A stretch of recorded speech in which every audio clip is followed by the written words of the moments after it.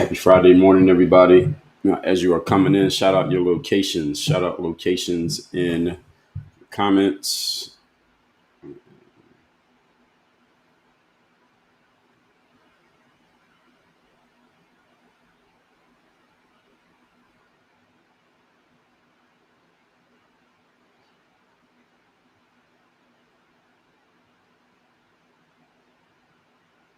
Locations in the comments as you are checking in. Put in your locations, and we will get started momentarily. We are looks like we are active on every platform. Everything's working. Looks like it's working as it's supposed to. We are live on Rumble Studio. Good morning, Rumble. We are live on YouTube. Good morning, YouTube. We are live on. Let me verify that we are. Let's see. We are live on X. Good morning, X. My name on all three of these platforms, and we're live on LinkedIn. LinkedIn is. Let me make sure. Yes, we are active on LinkedIn. Rumble, YouTube, X, and LinkedIn. The name is all the same. Dre all day on any one of those apps. So if you use any one of those, just look me up. I am there. My name is Dre all day on all those apps. Rumble, YouTube, X, and LinkedIn. We are live on Facebook. That's Facebook/Work on Your Game University for Facebook users. Work on Your Game University. Live on Instagram. Instagram is at Dre Baldwin. Panda King, good morning, said it's been a while. Or where have you been? I've been here consistent. We've been doing these lives like this for the last year, so I don't know where you've been, but I'm glad you're here. Either way, shout out to Los Angeles. And we are live on TikTok. TikTok name is Work on Your Game. So good morning to everybody as y'all are checking in. Give me your locations in the comments section.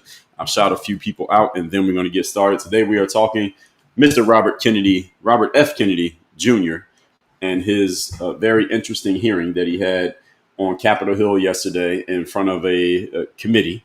We'll get into that. It was a made for TV thing. We know it was a made for TV thing. This is the Senate Finance Committee.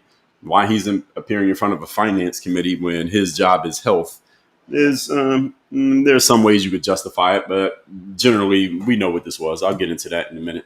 As y'all are coming in, shout yourselves out. Again, the topic here today, Robert F. Kennedy Jr.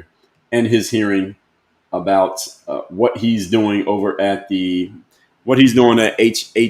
or as HHS. Technically, he is the Secretary of Health and Human Services. He appeared before the Finance Committee. This is a mandatory hearing, so we'll get into that in a minute. Let me shout out a couple people in the comments, and let's see what we got. Give me your locations in the comments, and make sure you are liking the live as y'all come in on TikTok.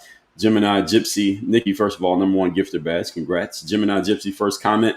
Good morning, Dre all day. Happy Friday from Fort Worth. Shout out to Fort Worth. Shout out to DFW. Nikki, good morning. Murphy the Mutt, thanks for the like and the gifter badge. Nikki from Connecticut. Bull Bassman checking in from FLA. Shout out to Florida. Bristol, Tennessee. Murphy the Mutt, good morning. DP Crespo checking in from Jersey. Shout out to Jersey. Good morning. Carol Ann Collins, Newburgh, New York. Ashley Mack, morning from Fayetteville, Arkansas. Was hoping this would be the topic today. Well, I read your mind. Perfect timing. 140.6 checking in from Walnut Creek, California. Carla, Indiana, good morning to you. Where were we? I lost my spot already. Good morning, Carla, Indiana. Jules, good morning. Always looking forward to your content. Thank you from Sonoma County. You're welcome, Jules. Glad you are here. Let's see. DP Crespo, Dover, New Jersey, Morris County. All right, shout out to Dover, New Jersey. I don't think I know Dover. Shout out to Dover, New Jersey. Vanessa Snellings from Raleigh, North Carolina. Shout out to Raleigh. Beautiful place, Raleigh. Shout out to Durham, Raleigh, Duke University, University of North Carolina, NC State. A lot of things go down in Raleigh, North Carolina. Shout out to Raleigh, North Carolina. Beautiful place, especially for college. Steeler fan said Cole Station. I think that means College Station. I think that's College Station. Steeler fan 90. Good morning. Breathe checking in from Atlanta. Shout out to Atlanta. Big Sam said, "What's the topic? I need a good laugh." We're talking about RFK Jr.'s confirmation hearing. Well, I haven't gotten into any points yet, so I don't know if there's anything to laugh at. Sherry 1967 checking in from Michigan. Did I send somebody an invite by accident? I didn't mean to do that. Sherry 1967, Dover by Morristown. Okay, so it's near Morristown. Okay. J Wall 50. Good morning. Appreciate it. So let's get into what we're talking about here today. Yesterday, Today is the 5th. Yeah, so this is just yesterday. Robert F. Kennedy faced a combustible made-for-TV hearing before the Senate Finance Committee. I've been listening to this most of the morning. If any of you has never listened to or consumed one of these Senate hearings, regardless of what committee is running the hearing, these committees have these hearings, and it's always interesting, depending on who the subject of the hearing is. It can be more or less interesting. The confirmation hearings for Trump's appointees to his cabinet that happened in January of this year were all very interesting. If you did not consume those, I suggest that you go back and look them up. They're on YouTube. You can find them. The entire hearings are on there. Usually they're somewhere between 2 and 3.5 hours long. Specifically the one for RFK Jr. Tulsi Gabbard was a good one. Pete Hegseth was a good one. Kash Patel was a good one. And there might have been one other person that was a good one. Pam Bondi was a good one. All 5 of those are actually very good ones to, not necessarily because anything new is learned, but because any of you want to really understand how the government works and how partisan politics work and how you can clearly tell who's on what side of the aisle and what point they're really trying to make that goes above and beyond any questions that they're asking the witness. It gives you a very good insight on how politics work. And this hearing that RFK Jr. went through yesterday is no exception. So right now I'm at 1 hour and 52 minutes into consuming this. And you can listen to these. You don't have to watch them. You can just listen. I'm at 1 hour and 52 minutes into a 3-hour one. Good thing is you can put this on 2x speed. Those of you who are native English speakers, you can consume this stuff at 2x speed and pretty much get the point. And what this was all about, again, this is an oversight hearing. It was not a confirmation. So these are things that basically, if you're part of one of these organizations in the government and one of these hearings get called, you have to show up. You can't not do it. You can't decline. You got to actually show up and you got to talk. Now, the way these hearings work is that half the people on the committee, these are the people sitting on the dais, they're the ones asking the questions. Half of them are Democrats, half of them are Republicans. And you don't even have to know who's who, because a lot of these people, if you listen to it, I never heard of a lot of these individuals. Some of them I've heard of, but many of them I've never heard of. You can tell which side they're on because you can tell by the language and the tone that they use with the person who is the witness, the person on the stand. In this case is RFK Jr., who we know at many points was a Democrat. Now he's riding with Trump. So he's getting treated like a Republican and treated like a MAGA Republican. So you can tell the people who are challenging him and kind of attacking him with their questions, their line of questioning, if you even want to call it questioning. And really what it is them just grandstanding and making it sound they're grandstanding and hiding it with what appears to be a question was really not a question. The Democrats are attacking him. The Republicans are a little bit nicer to him. But he faced the firing squad yesterday. And again, as I said, it was very interesting. If you want to learn, this is something that would be definitely very good to watch. So they were throwing some scrutiny at him over his reforms at the Center for Disease Control and his overall shift. At least they claim he's made a shift when it comes to the policy on the jabs. All right. So he defended firing Susan Menarez from the CDC, firing other top officials. And he touted that he wants to bring fresh blood into the agency.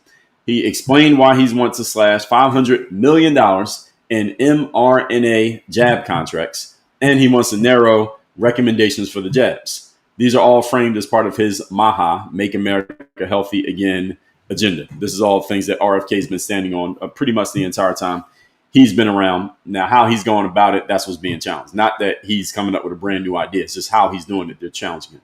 So he got grilled aggressively on this, and people kind of on both sides were doing this. Bill Cassidy is one of the senators that some of you may have heard of. I think I've heard his name before, but I couldn't point this guy out of a police lineup.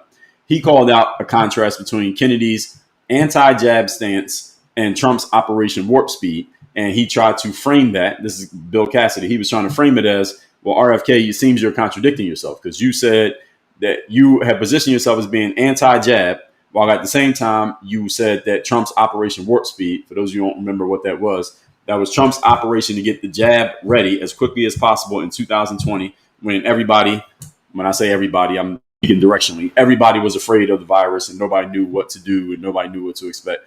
Trump getting the jab ready as quickly as possible so a whole bunch of people can take it. Kennedy praised it and said it was a good thing, Operation Warp Speed, and he also was challenged on that, and he answered and said it was a good thing, while at the same time he's challenging the jab, and people are like, well, how are you going to do both? Well, the answer is going to be in the details we're going to get into here today. Elizabeth Warren, we all have heard of her. I think she's the one that Donald Trump often calls Pocahontas. That's Elizabeth Warren, right? She accused him of limiting access to boosters. He faced calls for resignation. A bunch of people on X over the last 24 hours. Let me see if I can pull up some examples, because I saw a lot of people saying this, that he needs to resign. These are not necessarily, where is it? Resign.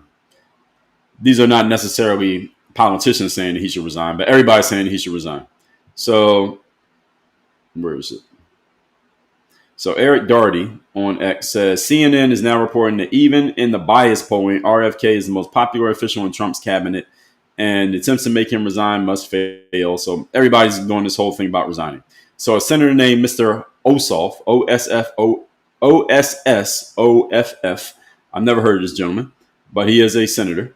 Again, this is another tricky thing about politics. We never heard of these people, but they're making the laws. He says, and I quote, RFK is so obviously unqualified and unfit for this office. He should never have been confirmed by the Senate.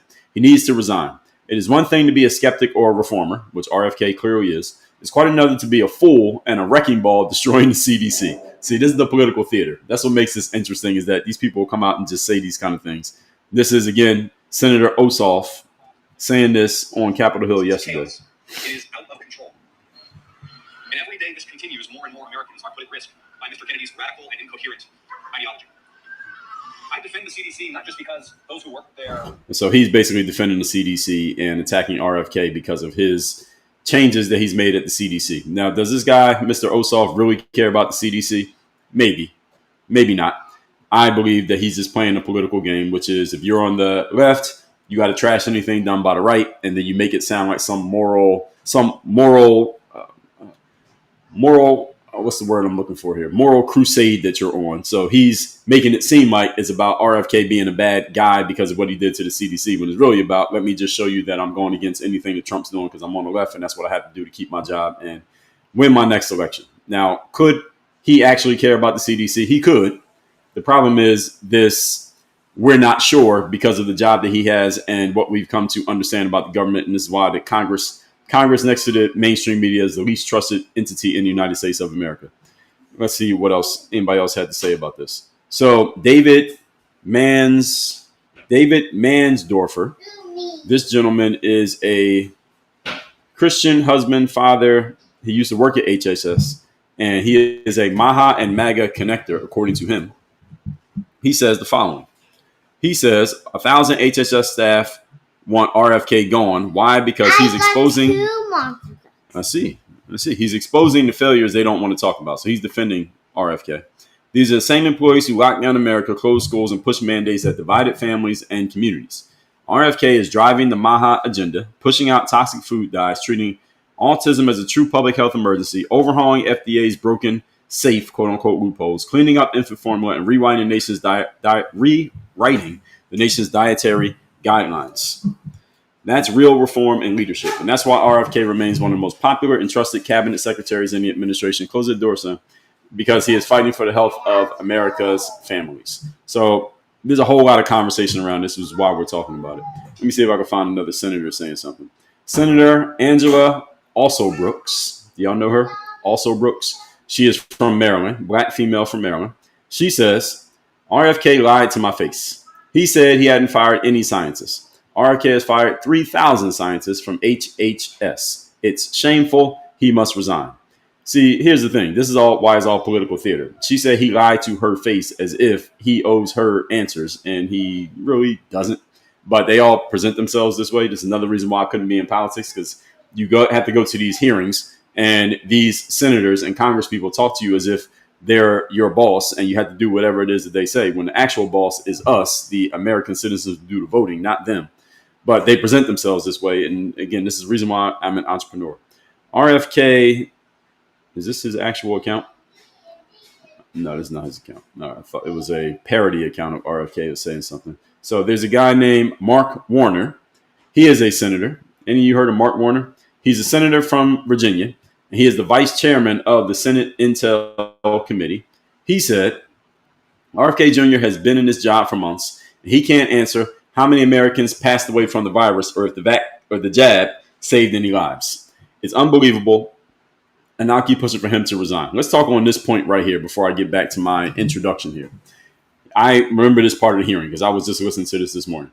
So this guy, Mr. Senator Warner, he asked RFK clearly, how many people passed away from the virus? Does any of you know the answer to the question, how many people passed away from the virus? And RFK said, well, he kind of demurred on the answer. He wouldn't really answer the question because he's like, well, how do we actually know? We don't know how many people passed from the virus because it is very well known that during that time, hospitals and doctors and others were incentivized to mark more deaths as deaths from the virus. So they would call someone passing away from maybe something else a death from the virus if that person was tested for the virus and they happen to have it, even if that's not the real thing that actually took their life. It didn't play as big of a role. It might have been 2% of the process, but it wasn't the whole thing.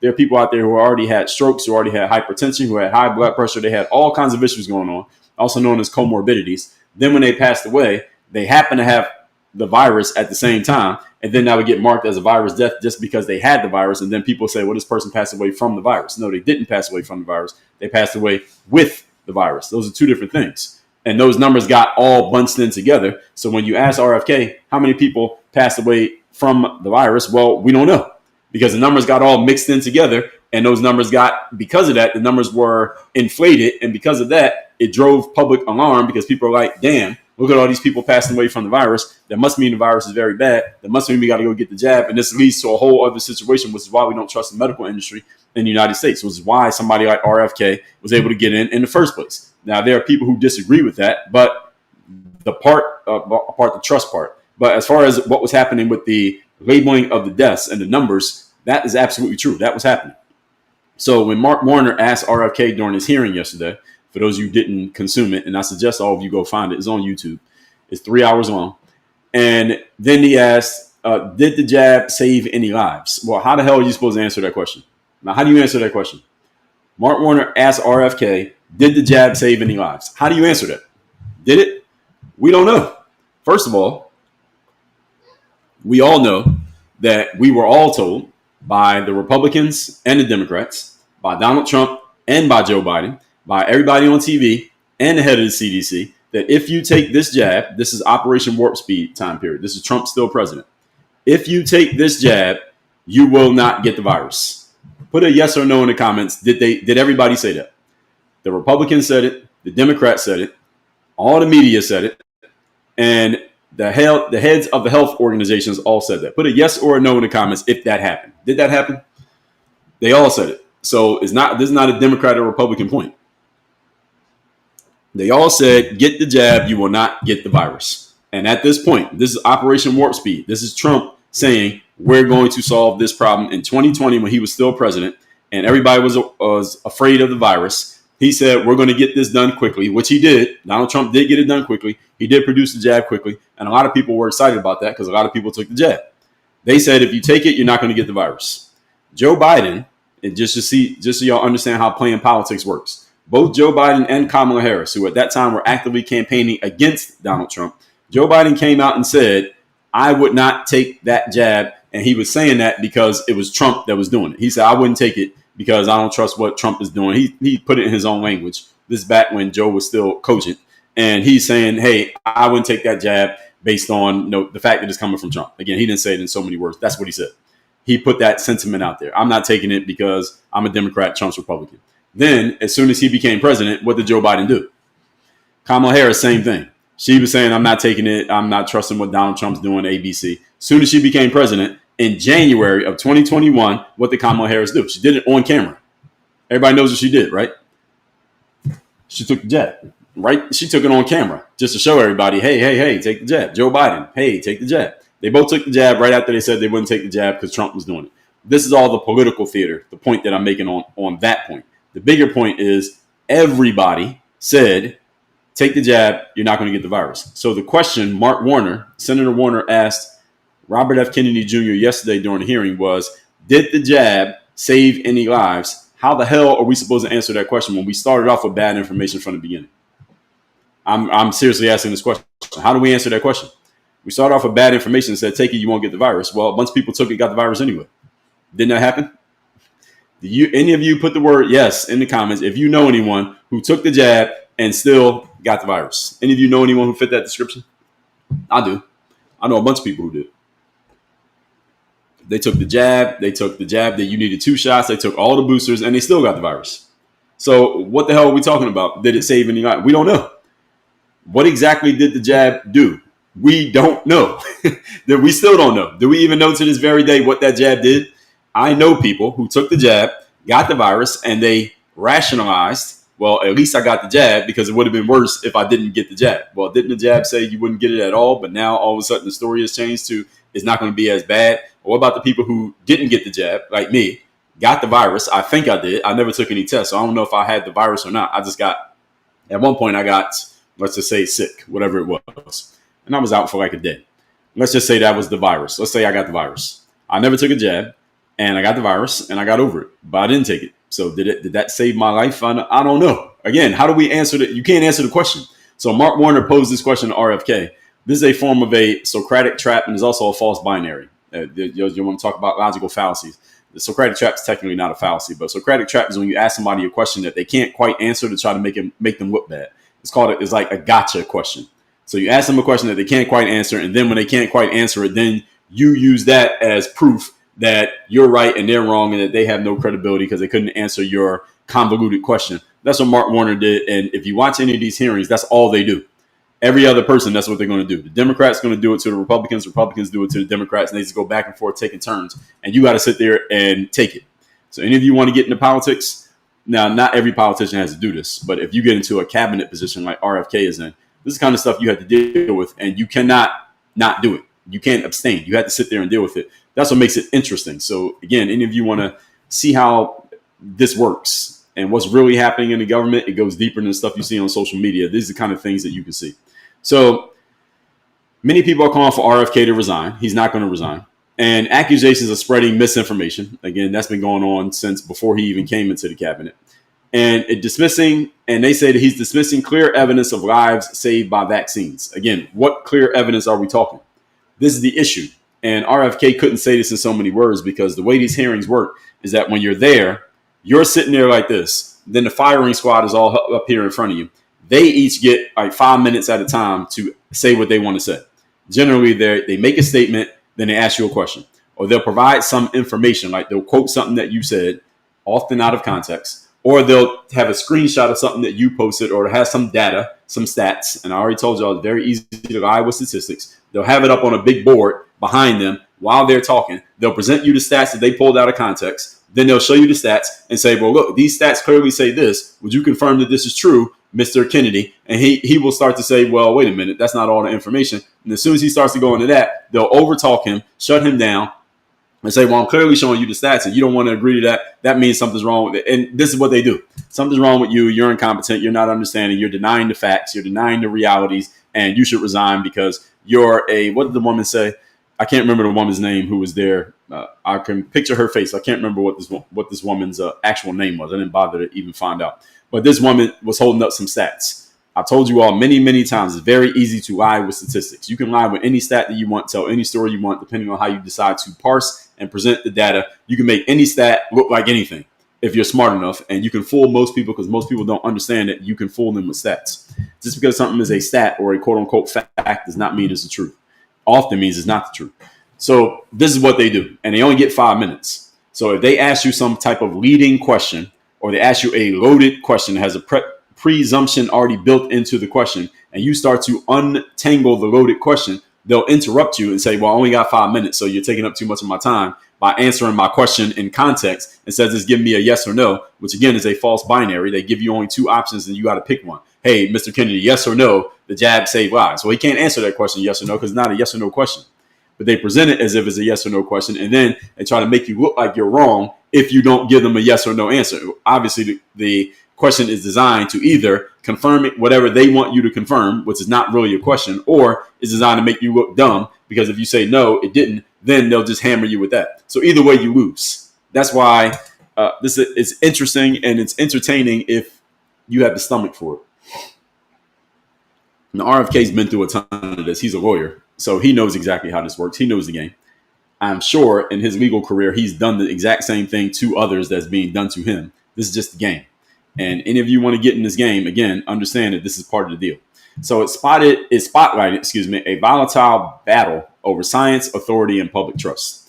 Now, let me introduce myself before we get into more of this material, because I'm just giving you, that was just the background on what happened yesterday. For those who don't know me, my name is Dre Baldwin. Many know me as Dre all day. I'm a former 9-year professional athlete, author of a few books, done a few TED Talks, and run this company called Work on Your Game Incorporated. What we do here is we help people command the room through presence, performance, discipline, confidence, and producing the results, all through systems, which means the same things, the same way, every time.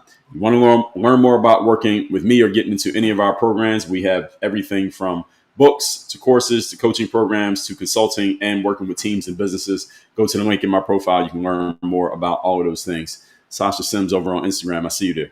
So what I'm going to do is go through some more points of what I've been talking about so far, building on this. Then we'll get into the comments where I will read your comments out loud and respond to them live in real time right here. We will not go past, usually we don't go past 10 o'clock a.m. It's 8:35 a.m. right now. So stay tuned and we'll get into your comments in a moment. But I'm not going to see any comments you're posting right now because those are going to get usurped by the newer comments. When I tell you I'm getting the comments, you'll know about it and you can post your comment again. But do not spam my comments. Do not troll my comments. You will be blocked by my moderators.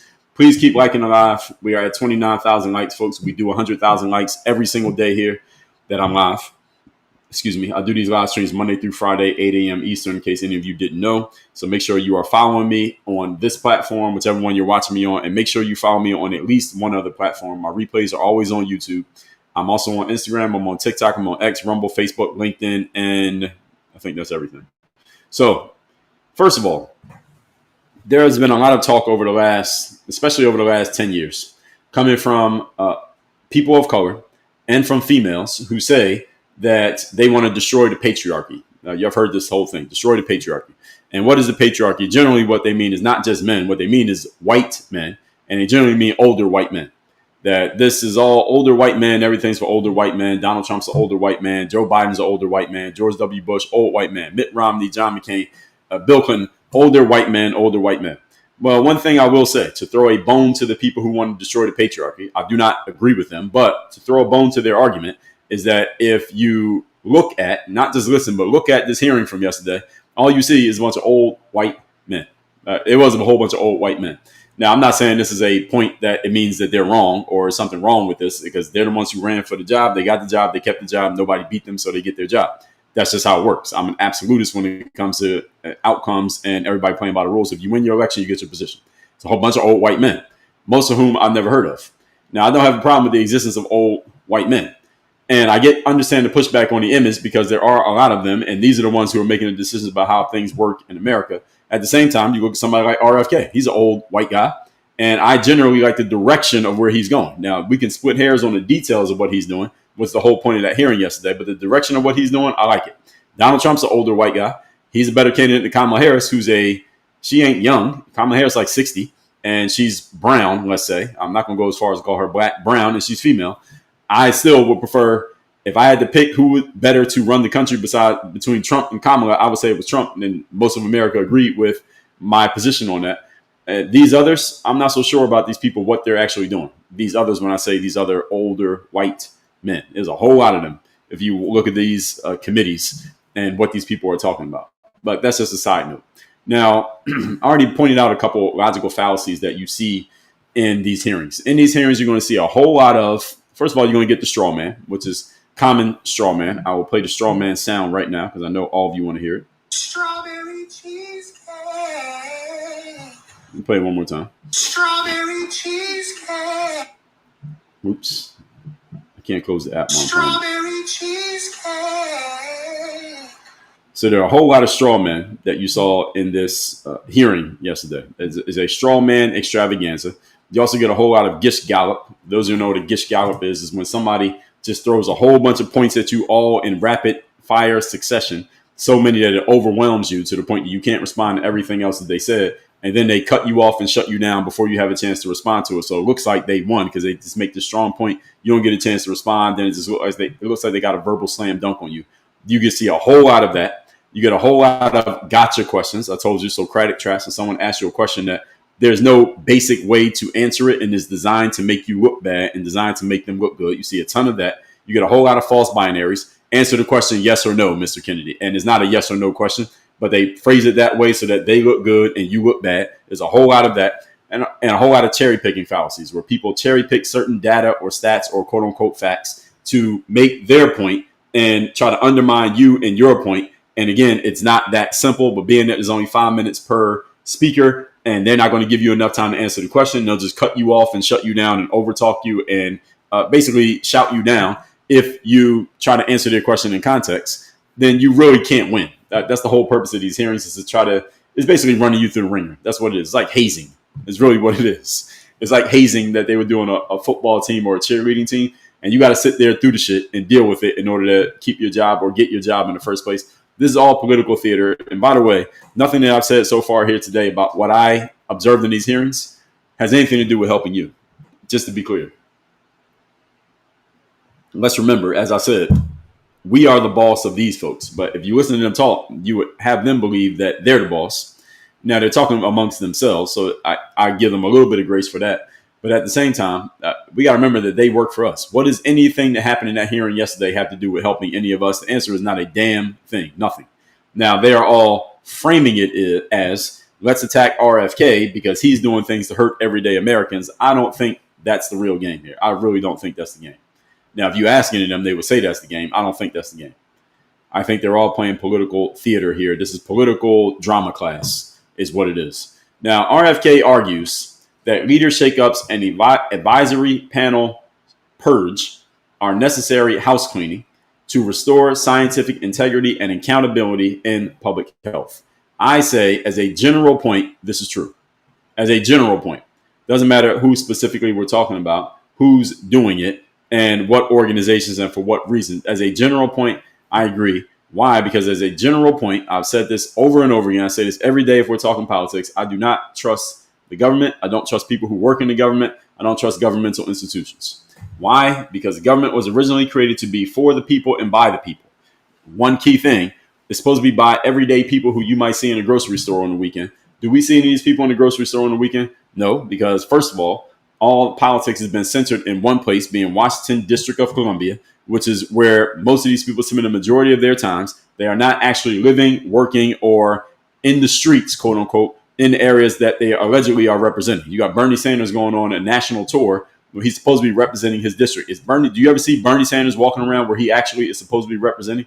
Do you see any of these Congress people walking around the places that they're supposed to be working? They're all in D.C. doing hearings and getting in front of cameras and trying to make themselves look good and claiming that they're working for you when the original design of the government by the founding fathers of this country was supposed to be by the people and for the people. You're supposed to have an everyday life, do your everyday normal job, which is not in politics, because politics was not designed to be a full-time job. You were not designed to make enough money for it to be a full-time job. So you had to do something else. You came and served the country on your free time. You took time out of your day to volunteer and serve the government or serve the country as a member of the government. Let's just say you did that on the weekends. All right. So on the weekends, everybody comes and gathers. We vote on things. We talk about things. We argue about things. We come to a decision. All right, here's what we're going to do. Now, everybody disperse and go back to Alaska, go back to Hawaii, go back to New Hampshire, go back to Texas, go back to Nebraska, go back to Florida, and live amongst the people that you are making decisions for on their behalf. That's what the government was supposed to be. Are we doing that anymore? The answer is no, we're not. Everybody's in D.C. All the lobbyists are in D.C. using their money to get laws and bills passed in their favor. They get to deal with the access and let's just call it the access to power. These are the politicians. They get access to that power. These are your political lobbyists. These are your Congress people. These are your senators. That's where they're all hanging. How much are they actually engaging with the very people that they're allegedly representing? Now, of course, they can get on social media. They can get mail. They can take phone calls. But they should be boots on the ground. If you're a representative from Nebraska, you should be in Nebraska the majority of the time. You should be spending 90% of your time in Nebraska. You should go to D.C. to meet with all the other senators and shake hands and say hi to your friends. And then y'all make some decisions. Then you go back to Nebraska and you stay there. That's how it should work. Is that how D.C. works? That is not how it works. How government works now is that they're all centered in one place, making decisions allegedly for people when they don't even know what's happening in the places that they're making decisions for. And I'm saying all that to say this is why I generally don't trust them. Because then when you understand how lobbying works and you understand how the access works and you understand something that we may talk about in the future, the ability to trade in stocks because you have insider access and insider knowledge to insider trading, which allegedly is illegal, and even for Congress people is illegal, but nobody gets called on it. Once you start understanding all this stuff and the bureaucracy, the heavy red tape that goes on in the government, why would you trust any of them? I'm saying all that to back up Kennedy's position that he wants to clean house and restore integrity and accountability in public health. You could take public health out of it and take any other branch of the government. And if there was another form of RFK doing the exact same thing, I'd say that's good too. I would say it's all good. Doesn't matter what organization we're talking. As long as it's part of the government, I don't trust it because there is no transparency. There is no real accountability. And whatever has been going on up until this point, it is not trustworthy. We don't trust it. As a general point, American citizens don't trust it. And I just gave you a framework as to why it's not to be trusted. That doesn't say every single person in the government is untrustworthy. That doesn't necessarily mean that. It doesn't mean that everything that comes out the mouth of a politician is a lie. A lot of it is a lie, but it doesn't mean it's always a lie. He's claiming, for example, that the CDC was resistant to reform and he needed to unclog it and he had the power to do so, so he started firing people. Now, that's kind of what a boss does. Last time I checked. A boss comes into a job and they want to change certain things and the people who work there say, we don't want to change and they're resistant to the change. Well, you get fired. Isn't that how it works at a job? You don't listen to what the boss say, you get fired. That's how it goes. Now, there's a system of checks and balances in the government, but he has enough power to overpower the checks and balances and do what he wants to do. Well, there you go. Well, he's facing the check and balances right now. That's why he did that hearing for 3 hours yesterday. I don't think he wanted to be at that hearing, but he had to be. All right, that's the game. So RFK saying that he wants to restore scientific integrity. I don't know if he's going to succeed at that. One reason why I don't think he's going to succeed is because a lot of people don't like him. A lot of people don't like RFK Jr. So how is he going to succeed at restoring integrity? I think what he's going to succeed at is getting people who agree with him to believe that he's doing that. But he's going to get a lot of people who don't agree with him to believe he's making it worse, which is where we are right now. Again, this is partisan politics. There's another reason why the government is not to be trusted. Because no matter what happens, whoever does it, people on the other side of that person are going to find a way to be negative about it. And people on the same side are going to find a way to be positive about it. So what's actually getting achieved here? Answer is absolutely fucking nothing. Again, this is why the bottom line of all of this that we're talking about here today, and we will discuss it, is that you should not depend on or trust the government for anything because you have no idea if any of these people is really trying to work for you, even though they all say that they are. And I just told you why. Because if the Democrat does something, the Republican's going to trash it. The Republicans do something, the Democrat's going to trash it. And they are going to make it sound like they're doing it to help you. Are they really? How do we know? We don't know. One way we would know is if the government was not designed for people to have a full-time job working there. That way, we would know that anybody doing anything there is not doing it for their own personal interests, at least when it comes to their careers, because there would not be a such thing as having a career in the government. When I mentioned a moment ago, a bunch of old white men sitting there, I'm looking at these men in this hearing, most of whom I never heard of. I'm thinking to myself, who are these guys? What have any of these men done professionally in their lives besides being in the government? The answer is probably nothing. And I'm only mentioning old white men because it was happened to be a whole bunch of old white men. But this applies to the black men, the white women, and the brown women too. If there happen to be any of those, they all fit the description. Just yesterday, I just saw a whole bunch of old white men. But again, this is not exempting any other group. If none of them could have a career in politics, meaning they had to actually have a quote unquote real job or business, some way to earn money and pay for food, clothing, shelter outside of the government, would the government look anything like it looks right now? The answer is hell no, it wouldn't, because some people probably wouldn't keep that volunteer position, but for so long, they're like, all right, I did it for 2 terms. Let me move on and get on with the rest of my life. There's no money to be made here. There's no real access to anything other than just doing this here. I did my volunteer part. I'm done. Let the next person come in and take the job. It's kind of like being a volunteer coach for your kid's soccer team. Only reason you're volunteering to coach the soccer team is because your kid's on the soccer team. Your kid is only going to be 12 and 13 years old for a couple of years. As soon as they turn 15 and they go into high school, you're not volunteering to coach the local soccer team anymore because your kid's not playing. Somebody else's parent can come coach the team now because their kid is 12 years old. You move on, and that's the way the government should look. It should be like that. Is that the way it looks? No. We get these people who have been entrenched, working in here for 20, 30, 40 years. Doesn't mean that they're bad people just because they've been there for 40 years. But it does mean that we can question if there's a conflict of interest between them helping the people and them helping themselves. And since that question exists, because the question continues to linger, this is good enough reason, as far as I'm concerned, to not trust any of them, or trust especially the systems that they work in. So critics are saying that RFK's dismantling of public health architecture, including firing qualified, there's that tricky word right there. Remember that one with Kamala Harris, qualified experts, and blocking jab contracts. In other words, basically canceling certain contracts for certain jabs. This risks unraveling of years of trust and immunization gains. I say, what gains? What gains? I don't know about these gains. Any of you know about these gains that this passed my consciousness? They say years of trust and immunization gains are being risked by everything that RFK is doing. I didn't know about this. Over the last, let's just say the last 10 years, 2015 to now, what trust and gains, what gains in trust of immunizations have we gotten in the last 10 years? I didn't know that we got any. I thought 2020 collapsed a whole lot of that, as far as I'm concerned. And it doesn't even matter what side you're on. If you're on the side of, I'm not taking any jabs, regardless of who said it and regardless of what they say it does, that was me. I didn't take any jabs. I don't take jabs. I don't take pharmaceuticals. I do not take medicines. I don't over-the-counter, prescription, none of it. I don't take anything. And I said, I'm not taking anything.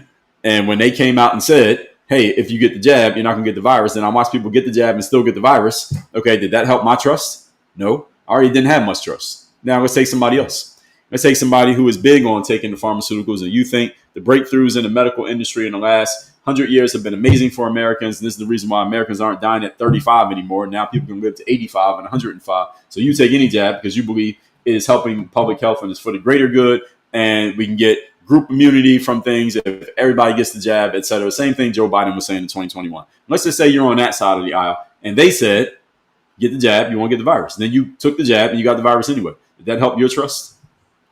Did it? Is there anybody listening to this who took the jab, got the virus anyway, and you have more trust in the medical industry now than you did in 2020? Put me in the comments if you fit that description. You took the jab under the pretense that you're not going to get the virus. Then you got the virus, and now you have more trust in the industry. Put me if that's you.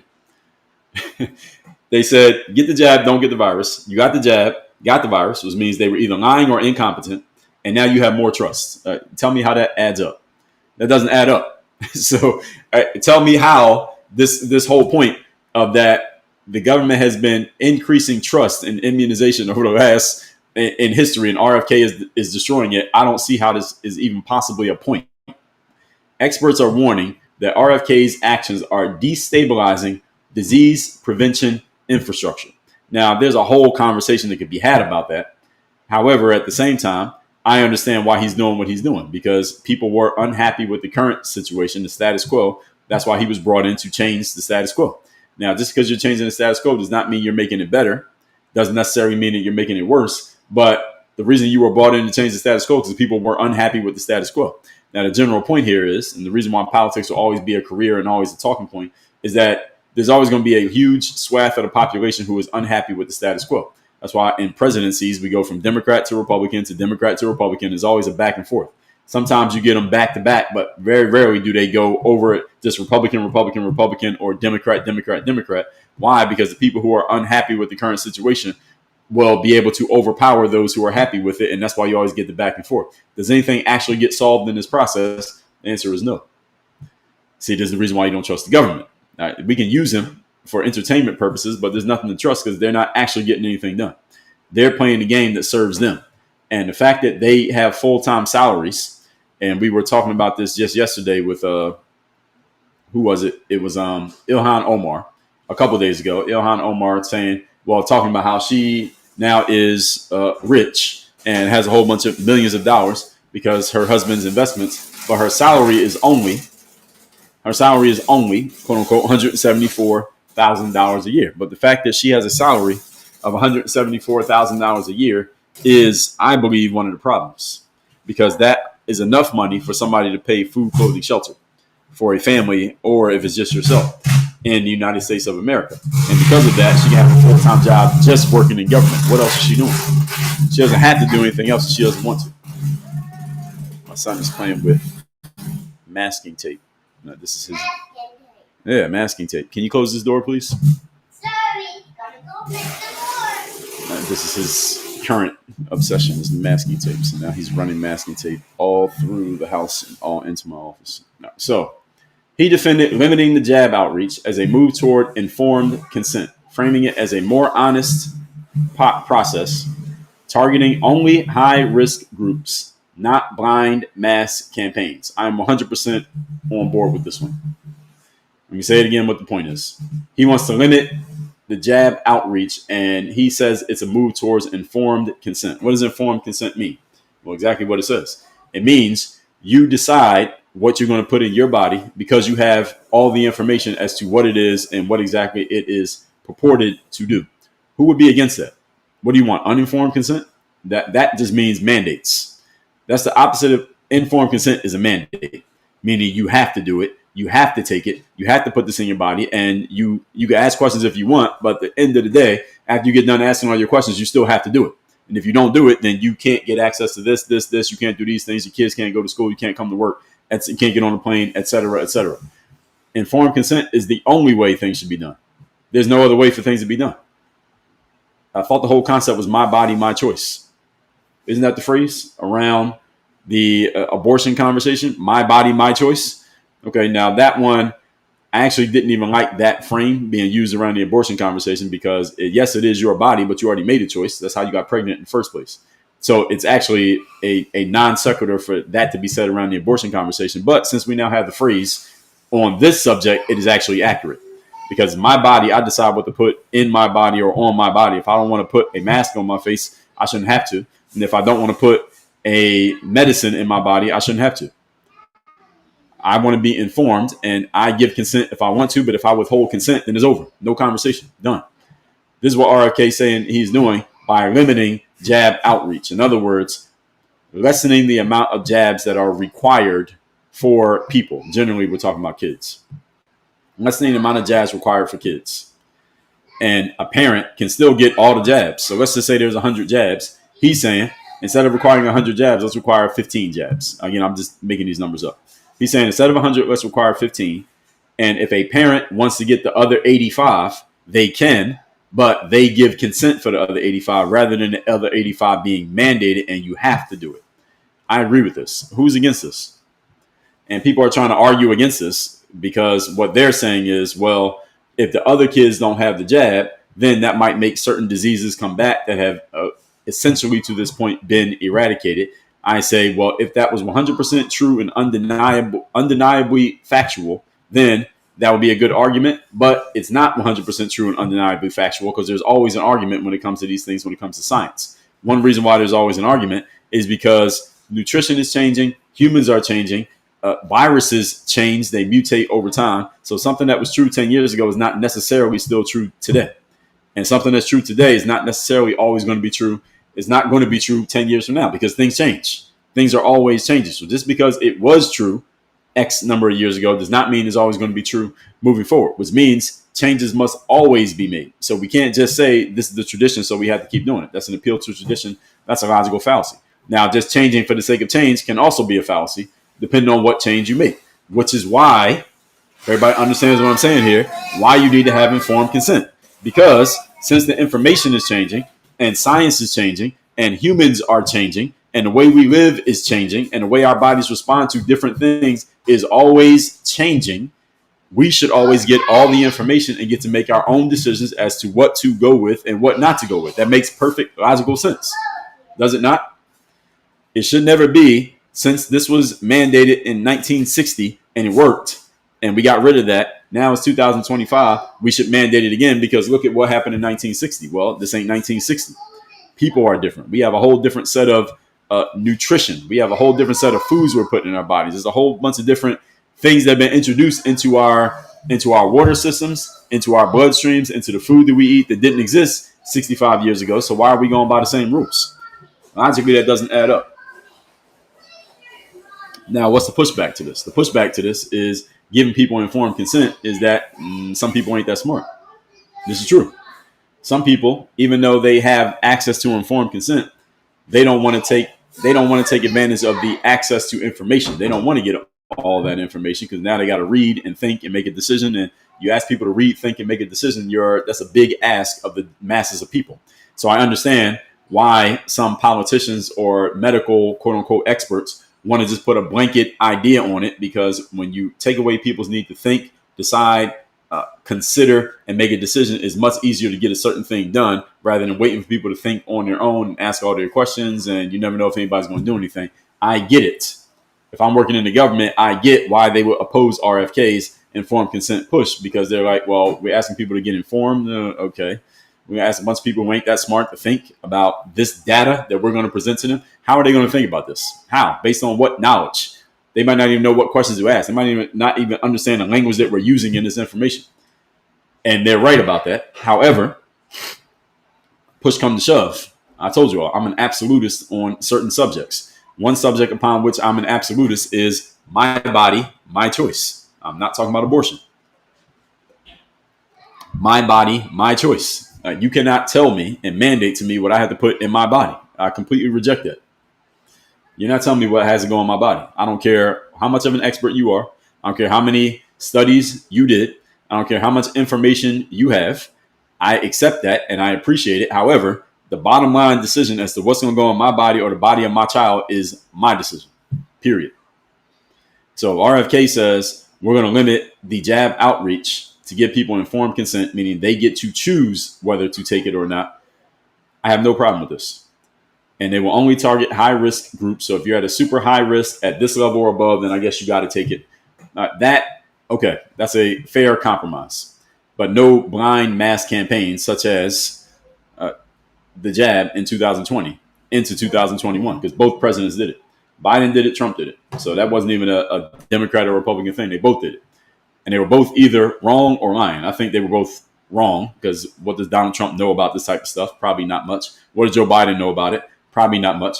I think they were all trusting, quote unquote, the experts. And up to that point, we trusted the experts. We trusted the Dr. Fauci's and the CDC's and all these things, right? Mrs. Walensky. We trusted these people because they knew more than we did. And they still, to this day, know more than we do. Okay? Dr. Fauci knows more about infectious diseases than I know. However, Dr. Fauci does not have, what's the word I'm looking for? Authority over what goes into my body, regardless of how much information he has. See, that's the part that people get mixed up. And I say, well, I'm not taking the jab. They say, well, I didn't know you were a doctor. I didn't know you had a medical degree. I said, I don't. But I do have a body and I do have a choice. So I'm not taking it. I don't care whose information is presented to me. If I say I'm not taking it, I'm not taking it. And there is no debate. And if I say my kid's not taking it, my kid's not taking it, there is no debate. I'm an absolutist on the subject. So RFK is compromising here and saying people should get to choose. And he's seeing it as an ethical reform over just mandating that people take things. I am not a fan of the government mandating that you do anything. I'm trying to think of anything I would be okay with the government mandating. Only thing they mandate right now is taxes. I mean, other than that, what else does the government mandate? I don't think much else. Now, you can break the law if you want to. You get caught and you go to jail, or you go to court at least. So I'm not a fan of government mandating anything, especially when it comes to what you put in your body. So narrowing access, and this is how people are framing this. They're saying that RFK is going to narrow access for children and pregnant women to certain medications. This is not true. This is a false frame. But this is how they're framing it to try to make him look bad. So this is why y'all got to notice when they play these language games, that he's going to take the access to the medicines and he's going to narrow the access. How is he narrowing the access? So you can still get it. It's just not mandated. So you might have to ask for it. You might have to look for it. You might have to talk to your doctor and let your doctor advise you. And you got to find a good doctor who can tell you, okay, this makes sense. This doesn't make sense. But he's not narrowing access. And they say, well, increase vulnerability and confusion, particularly amid ongoing disease outbreaks. What disease outbreak? See, this is why y'all gotta notice these language games. I just notice these type of things. I can't not notice it. The language games that these people play. This is all appeals to emotion. This is all an appeal to emotion fallacy is what these people are doing. Appeal to emotion is when people say something that touches on your emotions and bypasses the logical centers of your brain to activate you to believe something that may not logically make any sense. That he's narrowing access. You can't narrow access to something. Either you got access to it or you don't.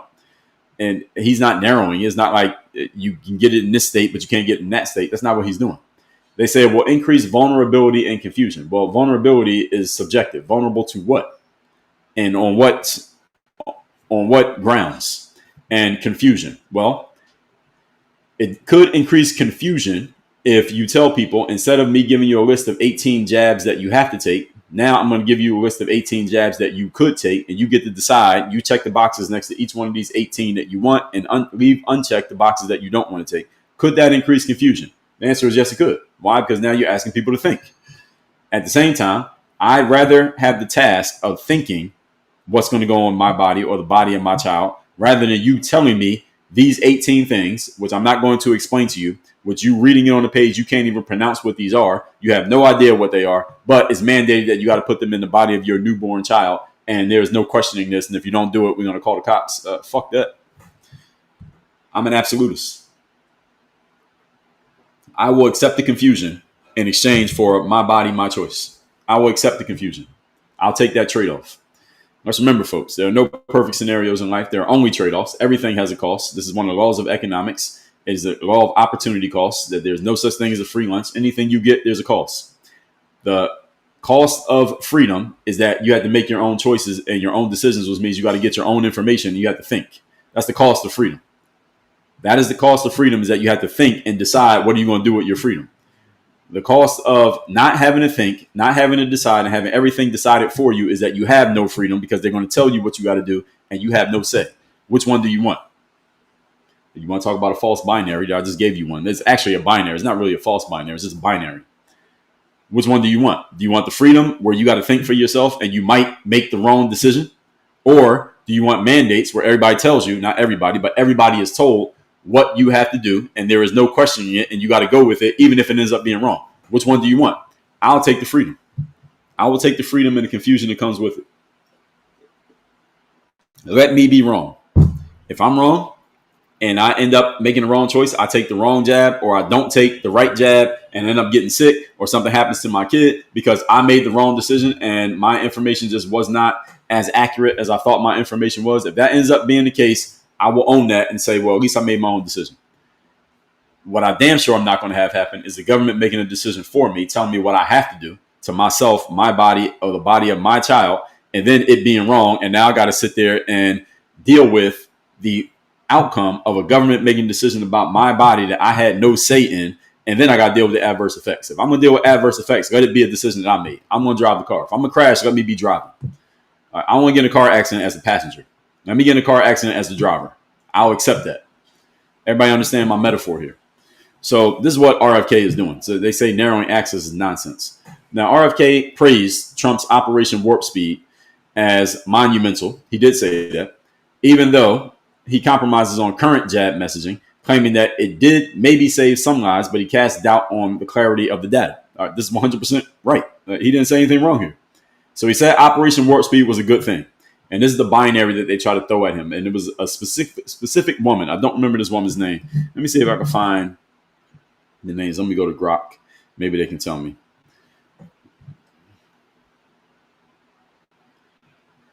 Tell me the names of the member of the Senate Finance Committee, specifically those who were speaking to RFK Jr. yesterday at his hearing in Washington, D.C.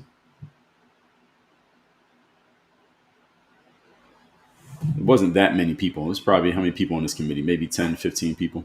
So Senate Finance Committee members who were present and active yesterday were Mike Crapo from Idaho, never heard of him. Ron Wyden from Oregon, never heard of him. Bill Cassidy from Louisiana, we talked about him. Tina Smith from Minnesota. No, I don't think that was her. Was it her? No, that wasn't her. Bernie Sanders was there. I didn't get to his part yet. We all know Bernie. So he's off his world tour. He's actually back doing his job. Half of his job, which is being in D.C. The other half, he should actually be in Vermont, where he's supposed to be. He ain't doing that. Sheldon Whitehouse from Rhode Island. Never heard of, is Sheldon Whitehouse a man or a woman? I think that's a man. Never heard of him. Elizabeth Warren from Massachusetts. This is Pocahontas. Never heard of her. Or is that Nancy Pelosi is Pocahontas? Which one is Pocahontas? I think it's Elizabeth Warren. Raphael Warnock. We have heard of him. The fake reverend from Georgia. I didn't hear him yet. Tammy Baldwin from Wisconsin. Maybe it was her. I'm not sure. John Barrasso from Wyoming. Never heard of him, but he was interesting. Tom Tillis from North Carolina. I have heard of him. Steve Daines from Montana. Never heard of him. Ron Johnson from Wisconsin, and he was highlighted. I don't think I got to his part yet. And Roger Marshall from Kansas. So it must have been this woman, Tammy Baldwin. Let me look up Tammy Baldwin and see what she said. It must have been her because there's not that many women in this group here. Tell me more about what Tammy Baldwin did and what questions she asked and points that she posed during the hearing yesterday, because I'm trying to remember if she was the one who said some things that I'm trying to point out to my live stream audience right now. This is Grok that I'm talking to. They tend to be better with the current events, whereas ChatGPT is better for more evergreen stuff. As a general, my general observation. So Tammy Baldwin was a prominent figure. And so what she did, so she did a press conference before this. All right, so you already know what she's doing. And she said she publicly called for RFK's resignation, saying enough is enough. RFK has got to go. She offered to help him pack his bags. So this is what Tammy Baldwin's doing. No relation between me and Tammy Baldwin. We got the same last name. I do not know this woman. Now, she said, let me see. So she confronted him on budget transparency, hiding information from the American public, according to her, that he's hiding information. Then the impacts of his policies, talking about Medicare and Medicaid. Then she talked about the public health crisis and jab policies. And let me just find a picture of her. No, they go into more detail. Grant gives a lot of detail here. They say she was part of the Democratic senators who were vicious and unprofessional in their questioning, screamed and talked over Kennedy. Yeah, so it had to have been her. So it must have been Tammy Baldwin. Let me see if I can find a picture of Tammy Baldwin. Let's see if we can find her on X, as a matter of fact. Let's find Tammy Baldwin, because I'm pretty sure she's here. Tammy Baldwin. Here she is. Senator Tammy Baldwin. This is her right here. Tammy Baldwin. So I told you about old white men. So now we got old white women who've been working in government probably for a long time. I would bet dollars to donuts that she's been working in government for at least 30 years. So Tammy Baldwin, she didn't even post anything. Oh, here it is. I have some advice for RFK Jr. resign. Y'all want to hear this video? All right, it's about a minute long. But the issue, he is either totally ignorant of what's happening in his own. He is either totally ignorant of what's happening in his own department or lying, and I don't know which is worse. But the issue that is so important right here is that his incompetence has real life impact on Americans' health, and we have seen whether it's the ravaging of research by defunding research projects or the mass firings in the CDC and other agencies within Health and Human Services. His actions have real repercussions on Americans' health, and he has no business leading our preeminent health agency. He should resign. That's 1.5x speed, by the way. Let's find out Tammy Baldwin's history. Tell me about Tammy Baldwin's history in government and what she's done, if anything, outside of government in her life before she got into government. Really, I just want to know her career professional resume. And this is not to attack Ms. Baldwin, but I just want to see if I can prove my theory correct. So Tammy Baldwin was born February 11th, 1962. My birthday is February 3rd, not 1962, but we're close in birthdays. So she's an Aquarius. Okay, Tammy, at least you're an Aquarius. That's a good thing. And she's born in Madison, Wisconsin. She's a prominent politician, and she has a law degree. Go figure, of course. She served as a junior state senator as the junior United States senator from Wisconsin since 2013. So her governmental career, let's see if I'm right. So she got on the Madison Common Council in 1986. She's been around for a while. So she was on the Common Council while she was still a law student at the University of Wisconsin. So she is Wisconsin truebred, until she moved to Washington, D.C. to become a D.C. politician. Now, there was her entry in politics at the age of 24. Okay. From 1986 to 1994, she was on the Dane County Board of Supervisors. She did 4 terms from 86 to 94. Then she went to the Wisconsin State Assembly in 93, so it overlapped a little bit, to represent the 78th District of the Wisconsin State Assembly. And she did that until 1999. Then in 1999, she ran for the House of Representatives. She was elected in 98, and her term started in 1999. She did that from 99 to 2013, so 14 years as a representative. And it lists a couple things she did. Then she ran for the Senate. So representatives, there are more of them than there are senators. Senators only 2 from every state. So Senate is a step up from the House. So she went from the House to the Senate. 2013, she ran for the Senate, and she won. November 2012, the same year that Obama, same election as Obama won his second term, she won Senate race. And she got reelected in 2018. She got reelected again just last year, in 2024. So she is the secretary of the Senate Democratic Caucus since 2017. She was the first woman and the first openly gay person, so she's also gay as well, for what it's worth, to be elected to the Senate from Wisconsin. So she is the first gay senator from Wisconsin. Why that is it of note? Okay, whatever. Now, again, she's all Wisconsin. So she graduated from Madison West High School in Madison. Then she went to, she did an undergrad in Massachusetts. So she did get out of the state for a minute before she moved to Washington, D.C. Then she got a JD from, guess where? University of Wisconsin Law School. So at least she's been in Wisconsin. I mean, we give her credit for that. She had a private practice as an attorney for 3 years, from 89 to 92. Specific details about her legal work are sparse. Okay, fair enough. This is in the 80s. We're not going to hold that against her. Then she's been in government the entire time. The only reason I'm bringing all that up, is because it proves my theory. Most of these people are just career politicians. Does not necessarily make them bad people, but it also casts into doubt how much we can trust these people, at least as far as I'm concerned. So anyway, it was Tammy Baldwin. She was the one who was grilling him. I thought it was somebody else, but maybe, let me see if I can read that list of people who were here yesterday. So it was Tammy Baldwin. Were there any other females? Roger Marshall, Ron Johnson, Steve Days, Tom Tillis, John Barrasso, Tammy Baldwin, Ralph Warnock, Elizabeth Warren. I know it wasn't Elizabeth Warren. I know what she looks like. Sheldon Whitehouse. No, it wasn't Sheldon. Bernie Sanders. Maybe it was Tina Smith. Let me see what Tina Smith looks like. I'm not sure it was Tammy Baldwin. So we got to get to the bottom of this. Tina Smith. Senator Tina Smith. So this is Senator Tina Smith. She represents Minnesota. For those of you who don't know her, I don't know her. Now, her profile says, mom, wife, daughter, loving but distracted friend, U.S. Senator, prefers window seats, donuts, and Minnesota beer, all together when possible. Donuts and beer? I don't know. It doesn't sound a good combination to me. Let me see if this is her. It might have been her, actually. It might have been Tammy Smith. Because there was only three females. Elizabeth Warren, Tammy Smith, and Mrs. Baldwin. So maybe it was Miss Smith. Yeah, it might have been her. And Hassan. No, actually, it was this woman right here. It was Hassan. So let me play this clip. This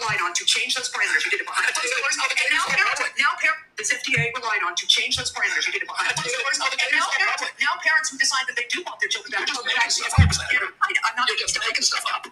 Sometimes when you make an accusation, it's kind of a confession, Mr. Kennedy. Yeah, it was this chick. This is the person. So here's what's going to happen. To Senator Warner's point, that seems where your emphasis. So it was this woman.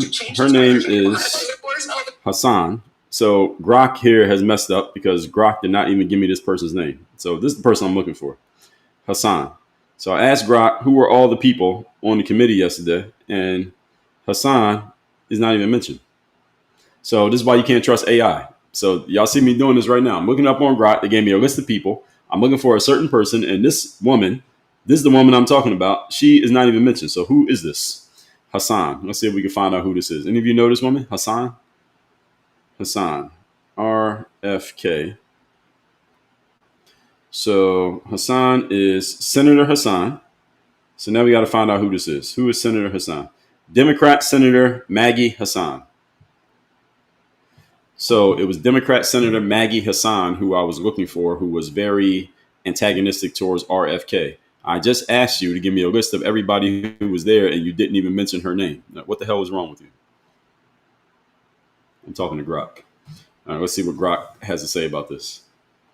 I apologize for the oversight and not including Senator Maggie Hassan and the Senate Finance Committee members who spoke at the RFK hearing on September 4th, 2025. This is why y'all can't always trust AI blindly. Y'all just saw an example of it. I just asked them to list all the people, and it left out a senator. There's only 50 of them. How did they get this wrong? So let me correct this. So the error happened because the initial list was based on sources highlighting specific senators' interactions, but I missed Hassan's prominent role despite her being mentioned in multiple references. What the hell is Grok doing? Okay, so y'all be careful. So Maggie Hassan is from New Hampshire. She's a Democrat, and she was notably antagonistic. She was very antagonistic. This is the woman who I was talking about.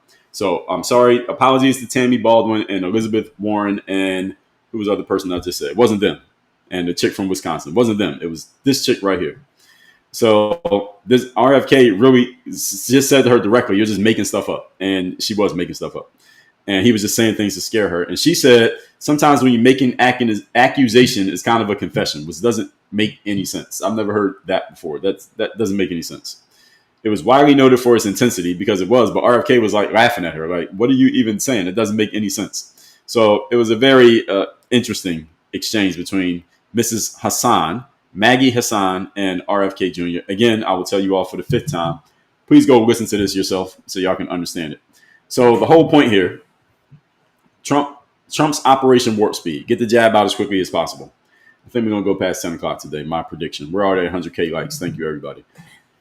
So people said to RFK, they were asking him, was Operation Warp Speed a success? RFK said yes. And then they said, well, since you said that, how can you possibly be saying that the jabs are not a good idea? Because Operation Warp Speed was a jab. Now you're going against the jab. How can you do both? The answer is very easily, but they didn't give him a chance to give the context. This is the whole gotcha thing when you're in politics. They just try to slam dunk on you. They're not really trying to get understanding, and they don't want you to give understanding to the audience. That's why people like me have to come in here and set the world straight so that everybody understands what's actually happening here. And you can very much say that Operation Warp Speed was a good idea because at the time, a lot of people wanted the jab. In 2020, a lot of people wanted the jab. And when Trump said, I'm going to fast track getting the jab, a lot of Americans were happy to see him fast track getting the jab. Whether you looking back on it, of course, hindsight is 2020. But a lot of people were happy for that jab to come out, even if you didn't like Trump, because people were afraid for their lives. Democrat, Republican goes out the window when you're fearing for your life. And a lot of people were afraid for their lives. I wasn't, but a lot of people were. So, yes, Operation Warp Speed was a good idea, according to RFK. Then they say, well, how are you going to attack jabs? Well, those are two different things. That's a non sequitur. All right. That's a non sequitur when you're trying to connect two ideas when there's no real connection. And when we get into the comments, you will hear this sound when somebody does that. You're not that guy, pal. Trust me. You're not that guy. All right. That's a non sequitur. All right, there's no connection between the two things, but people are trying to conflate them. And then they try to get a gotcha moment on you when you say, well, I'm not a fan of all the jazz, but the Operation Warp Speed was a good idea. And then they're saying it saved lives, but then he said it saved lives, but it casted doubt on data clarity. We don't have any data clarity. So there is no doubt on data clarity. There's no data clarity, first of all. And there's always doubt on data because we never know what data is being presented to us. When the government throws data at you, how do you know it's the truth? How do you know? How do you know the data that the government gives you is true? How often does the government give you data that makes the government look bad? How often does a Democrat give you data that makes the Democrats look bad? How often do Republicans give you data that make the Republicans look bad? The answer is hardly ever. They only give you data that makes them look good and makes their opponents look bad. So how do you know if they're telling you the truth? The answer is you don't fucking know. So when he says it, and when they say he's casting doubt on data clarity, damn right he's casting doubt on data clarity. There is no data clarity. This is the reason why I tell you all every single day, facts don't matter and you can easily lie with statistics. It's very easy to lie with data, especially when you control the data and other people don't have access to all the data without having to go through you. Of course you can lie with data. And if the data is so deep and there's so much data that somebody has to have a full-time job parsing data to understand if you're telling the truth or if you're lying, then how likely is it that you're going to get caught? You need some investigative journalists to go into this stuff and find out if you're telling the truth or not, because the average person is not going to do the work to figure it out. This is how very easily people can be manipulated with quote unquote facts. So his stance contradicts what some say is a mountain of scientific evidence. First of all, let's just look at that phrase right there. A mountain of scientific evidence or overwhelming scientific evidence. If someone uses this type of language, you already know they're trying to convince you emotionally without actually appealing to you logically. Be very careful of this language. Anything that sounds like this, anything that rhymes with this. A mountain of overwhelming scientific evidence already sounds like what they're doing is they're trying to get you to presume that whatever they're about to tell you is true because they tell you there's a mountain of evidence, which means if you go against the evidence, then you're the lone apple standing over here while everybody else is all the way over here. That is called the appeal to popularity or the bandwagon fallacy. Everybody agrees with this because there's a mountain of evidence, it's overwhelming evidence, and you would be dumb to go against it because you're going to be standing here by yourself while everybody else is over here. They're framing it in a way as to push you towards a certain conclusion without allowing you to think for yourself. Doctors do this all the time. experts, quote unquote, do this all the time. Everyday people do it all the time. Everybody agrees with this. How can you go against it? All right, that's the frame. That's called the appeal to popularity, also known as the bandwagon fallacy. Just because a bunch of people agree with something does not mean it's true, or allegedly agree with something. So they say there's evidence that shows millions of lives were saved by the jab. How the hell do they? How do you quantify that? How do you quantify saving a life with a jab? I guess they can. Well, I guess you could say if you look back at something, the measles from 80 years ago, then 40 years ago, and now you can see the amount going down as more people take the jab over time. Yes, that was the biggest challenge of the jab from the very beginning. Biggest challenge of the jab, even when Trump was doing Operation Warp Speed, is that usually when jabs come out and new medicines come out, you need years of research and years of clinical trials and years of trial and error, for lack of a better term, to decide, is this thing effective? Is it working? Let's look at the long-term data and the long-term studies to find out, is this actually eradicating the issue? Is it making it better? Is it making it worse? But you need years. So when Trump did Operation Warp Speed, he took years and condensed it down into weeks. This is why a lot of people didn't trust it. All right, why should I take that? Y'all just came up with this 3 weeks ago or a couple months ago. You're fast tracking a medication that we're not sure even works. There haven't been clinical trials. We don't have years of data. And I'm supposed to just take this just because I'm supposed to be afraid. This is the issue with the jab. Again, Democrat, Republican, doesn't matter. The issue with the jab was that we don't have any testing. Usually for something to be proven as working. There are medicines out there that are quote unquote proven. They're accepted as proven. Why? Because we have decades of data that says, look at this. Look at the data that shows that this actually is effective. And I accept that as a general point. Operation Warp Speed, we didn't have that. It was fast tracked. We didn't have any data. So I'm not taking an experimental medication. Why? Because I'm supposed to be afraid for my life? Well, I wasn't afraid for my life. But a lot of people got, what's the word I want to use here? Influenced. I'll be nice. A lot of people got influenced into taking that jab because you were told that you might pass away or you're going to kill grandma if you don't take the jab. But based on what evidence? There was no evidence. And here's the point, folks. When you get people emotionally engaged, you don't need to give them logical information. All you got to do is get them emotionally engaged. That's enough. Get people emotionally engaged. You don't have to appeal to their logic or their rational thinking because there is no logic or rational thinking once people are emotional. That's what happened in 2020. In case any of you don't remember. And you don't remember Joe Biden's White House in the winter of 2021. Do y'all remember this post that the White House put out? That if you don't take the jab, I think I saved this image. Let me see if I can find it. There was a post that came out from the White House in 2021. Here it is. Is this it? Yes, here it is. 2021, whitehouse.gov. This is the White House's official account. Put this on social media. Here's what it says. Let me read it. We are intent on not letting Omicron, this was one of the variants of the virus. Remember this one? We're intent on not letting this disrupt work and school for the for the jabbed or the vaccinated, as they said. You've done the right thing if you have the jab, and we will get through this. That's what they said. If you took the jab, you've done the right thing. We will get through this. So they're basically siloing off the people who did the right thing of taking the jab. Here's what they go on to say. Next paragraph. For the unjabbed, those of you who didn't take the jab, listen to this. You're looking at a winter of severe illness and death for yourselves, your families, and the hospitals you may soon overwhelm. This came out from the damn White House. This is in the winter of 2021. This is when Biden was already president. They put this out in the winter of 2021 because a new variant of the virus was out now. So they allegedly claim, all right, we took care of the original virus with the first jab. Now you got to go get another jab for the new version of the virus. And anybody who was resistant to the second version of the virus, this is what they had to say. You're looking at a winter of severe illness and death for yourselves, your families, and the hospitals you may soon overwhelm. Do y'all remember this? This is what they told everybody. This is the White House put this up. Y'all want to talk about Trump putting crazy things out from the White House account? That's what the Biden White House put out in 2021, which is crazy. So RFK, a few more points here. He places chronic illness, and we will go overtime today because I know I'm talking a lot here. Chronic illness, environment, diet, and lifestyle at the center of his Maha vision, shifting focus from pharmaceuticals to root causes. That's what RFK is trying to do. I say this is the smart thing to do, and this is the reason why I don't take pharmaceuticals. I don't take medicines, over-the-counter, prescription, nothing. Because the root cause of any of this stuff, if you end up on any type of prescription medication or over-the-counter medication, is because something in the root cause has put you in that position. So if you fix the root causes, you won't need the pharmaceuticals anymore. The issue is fixing the root cause takes more effort and more intention than just taking an over-the-counter pharmaceutical. That's the reality of it. Most people are lazy. They don't want to think and they don't want to do any work. So if you prescribe them a pharmaceutical, all they have to do is pay for it or have their insurance pay for it. They'd rather do that than do the actual work, such as exercise, such as watch what you're putting in your body, such as get into a healthier environment. See, those things take work.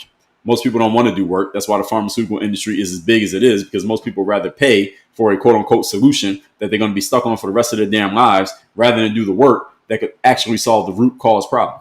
And that's what RFK is trying to do. And the main reason that people are going at RFK so hard is not because he's going after the jabs, not because he's going after pharmaceutical industries, not because he sued a bunch of pharma companies as a lawyer. Those are all surface level reasons why they're mad at him. The reason why they're mad at RFK is because he is threatening the money that gets made through the pharmaceutical industry. That's the real reason why they don't like him. Y'all remember when Elon Musk was in DC? Elon got the hell out of there. Now he got a taste of what politics is really like. What he thought politics was that campaigning. No, that was the welcome party.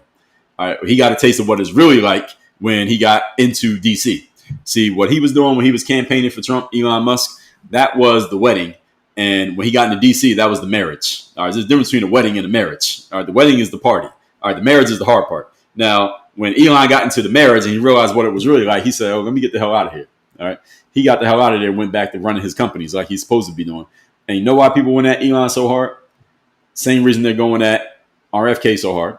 Same reason that why they went at and continue to go at Trump so hard.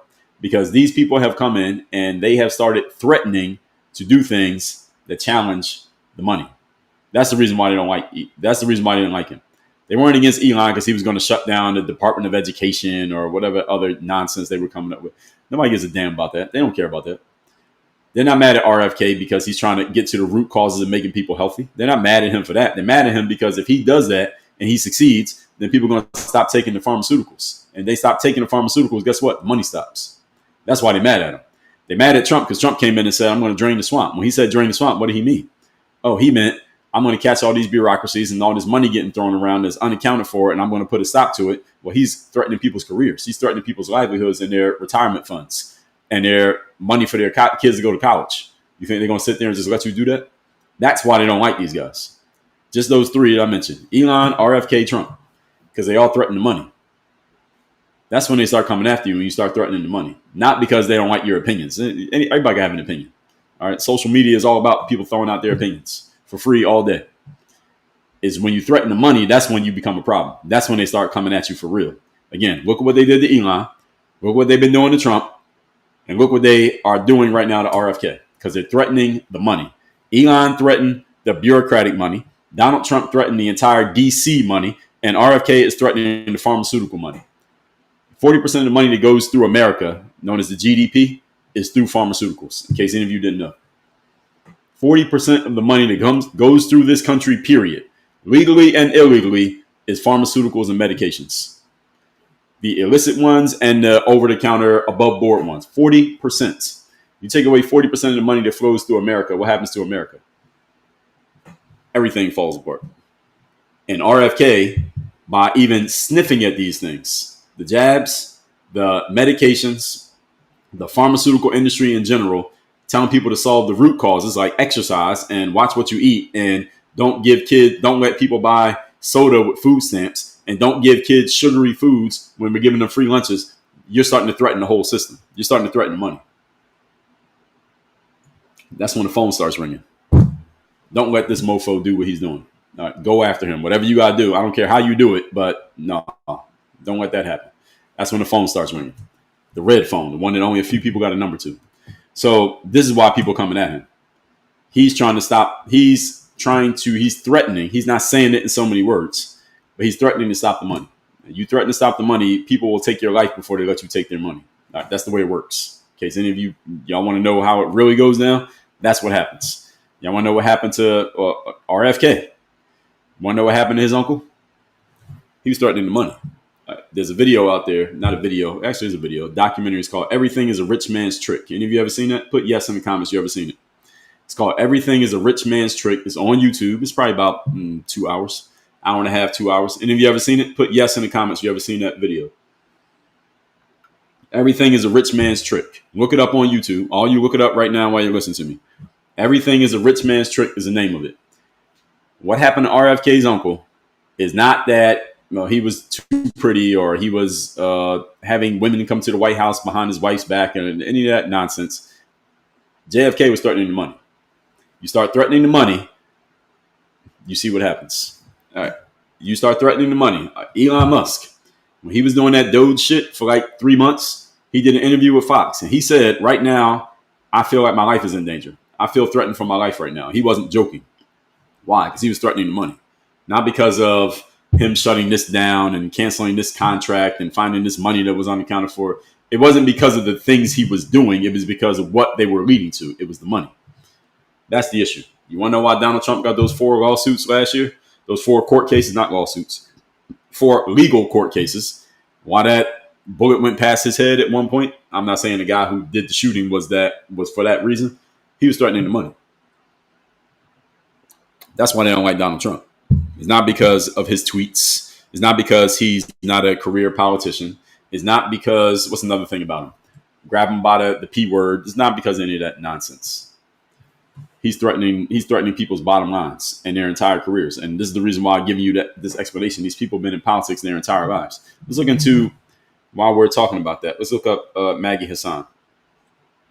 Tell me Maggie Hassan's full professional background, including when she got into politics and the positions she's held, similar to what you told me about the Mrs. Baldwin from Wisconsin.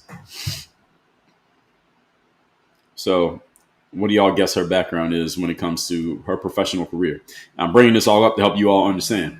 When you start threatening the money of people who have no other way to make money, at least at the level at which they're making it, besides what they're doing, and you threaten to shut that down, you are threatening their entire livelihoods because they don't have another way to make money. It's like if you said to me, if TikTok sends me a message that said, Dre, you can never use TikTok ever again. I'll say, okay, I'm still going to do my live stream. I'll just do it on other 6 platforms that I'm on. I will still be doing my thing. This is not the only option that I have. Everybody understand what I'm saying? It's like somebody say, Dre, you can never wear a suit ever again. Okay, I'll wear something else, but I'm still going to do what I'm going to do. But if you only have one option and somebody threatens that one option, are you going to sit there and just let them take it? This is the pushback against Trump and everybody else. So Maggie Caldwell Hassan, she was born February 27th, 1958. That's not an Aquarius. That makes her a Pisces. I only know the ones that are close to my birth date, so don't be asking me about astrological signs. But she was born February 27th, almost on close to a leap day. She's from Boston. Now she went to high school in Massachusetts, graduated in 1976. She got a BA in history from Brown University. Brown is a Ivy League school, right? Okay, so I guess she's pretty smart. She went to Brown University, graduated in 1980. And then she got her JD, of course, from Northeastern University 5 years later in Boston. Now, before politics, she worked as an information officer for the Massachusetts Department of Social Services, which is pretty close to politics.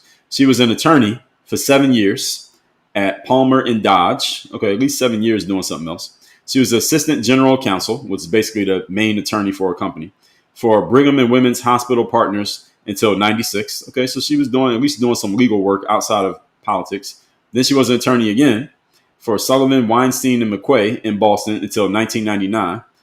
And she was an advocate for disability rights, okay, because her son had cerebral palsy. And then she got on to Advisory Committee for Education and Finance Commission in New Hampshire till 2002. She didn't get into politics till 2002. All right, actually, I kind of respect that. She was born in 1958. She didn't get into politics till 2002. So what was she, 44? Is that right? Yeah, she didn't get into politics till she was 44 years old. Okay, so Maggie Hassan, I got to give her a little bit of credit because I have trashed people for being in politics their whole life. She at least was doing something else before she got into politics. She got into politics in 2002. She was motivated by her son's disability and a desire to address systemic issues in education, healthcare, and disability rights. So maybe this is why she is feigning this incredulity at RFK Jr. I can see that there may be something real behind this, but the things she was saying in that hearing yesterday were complete nonsense. Now, she is only one of 3 women in U.S. history to be elected both governor and senator. Okay, so we didn't get to that yet. So she was in the New Hampshire State Senate from 2004 to 2010. She was elected in 2004. So she ran in 2002 and lost. Then she ran again in 2004 and she won. She got reelected again in 2006 and 2008, and then she got beat in 2010. So she won 3 times. So she ran once, lost. won 3 times, won 3 in a row, and then she lost again. So she got a 3-peat, and then she got beat. Now she was okay. Let's get out of that. Then she became the governor in 2013. So she got beat in 2010. We don't know what she was doing from 2010 to 2013, but then she ran for governor and she won. She got elected in 2012. She defeated the Republican Ovid Lamontagne. Then she got reelected in 2014. So you only get 2 years. And then she became a senator in 2017. So she was governor until 2017. Then she became a senator in 2017. So she went off the back of her governorship and she ran for Senate. She won. And she won this the same year that Trump became president the first time. She defeated an incumbent by a narrow 0.1%. Very close election. She won the Senate, got reelected in 2022. So Senate is 6 years. So she's still in until 2028. And her current term ends in January 2029. So this is, what's this woman's name? Maggie Hassan. One thing I can respect about her is at least she had a professional career before she got into politics. That's one thing I would say positive about her. That documentary on YouTube is called Everything is a Rich Man's Trick. B. Miller over there on Instagram. Everything is a Rich Man's Trick. Somebody put that in the comments, the title of that documentary. It's called Everything is a Rich Man's Trick. Is basically the story of what happened to John F. Kennedy Jr. or John F. Kennedy Sr. or John F. Kennedy, was it Jr.? Whatever he was. Everything is a Rich Man's Trick. Let me see if I can look it up. Is a Rich Man's Trick. Full documentary. Oh, no. I said it was 2 hours. It's 3 hours and 27. It's 4 hours damn near. Everything is a Rich Man's Trick. It looks like this. So it keeps... I just want y'all to see the thumbnail. Everything is a Rich Man's Trick. It keeps going away. It looks like that. There's a picture of JFK at the beginning of it right here. Everything is a Rich Man's Trick. On YouTube, this has 1.9 million views. So a lot of people know about this. Y'all go look it up. And it tells you the story of what was happening in the government back then and what happened to JFK, which will help you maybe get a better understanding of RFK Jr., that is. So some say RFK's movement is riddled with misinformation, fake citations, conspiracy framing, fringe health theories overshadowing credible science. I push back on this whole concept that this is what people do. This is the language that people use. Misinformation, conspiracy, fringe. They use these words to try to undermine the credibility of anybody who has an idea that goes against the grain of what's already been established and accepted. That does not mean that they are necessarily right, but it also doesn't mean that they're wrong. Saying that somebody has misinformation just because they disagree with your information does not mean that you're right and they're wrong. That's bullshit. But this has been used ever since, definitely since 2020.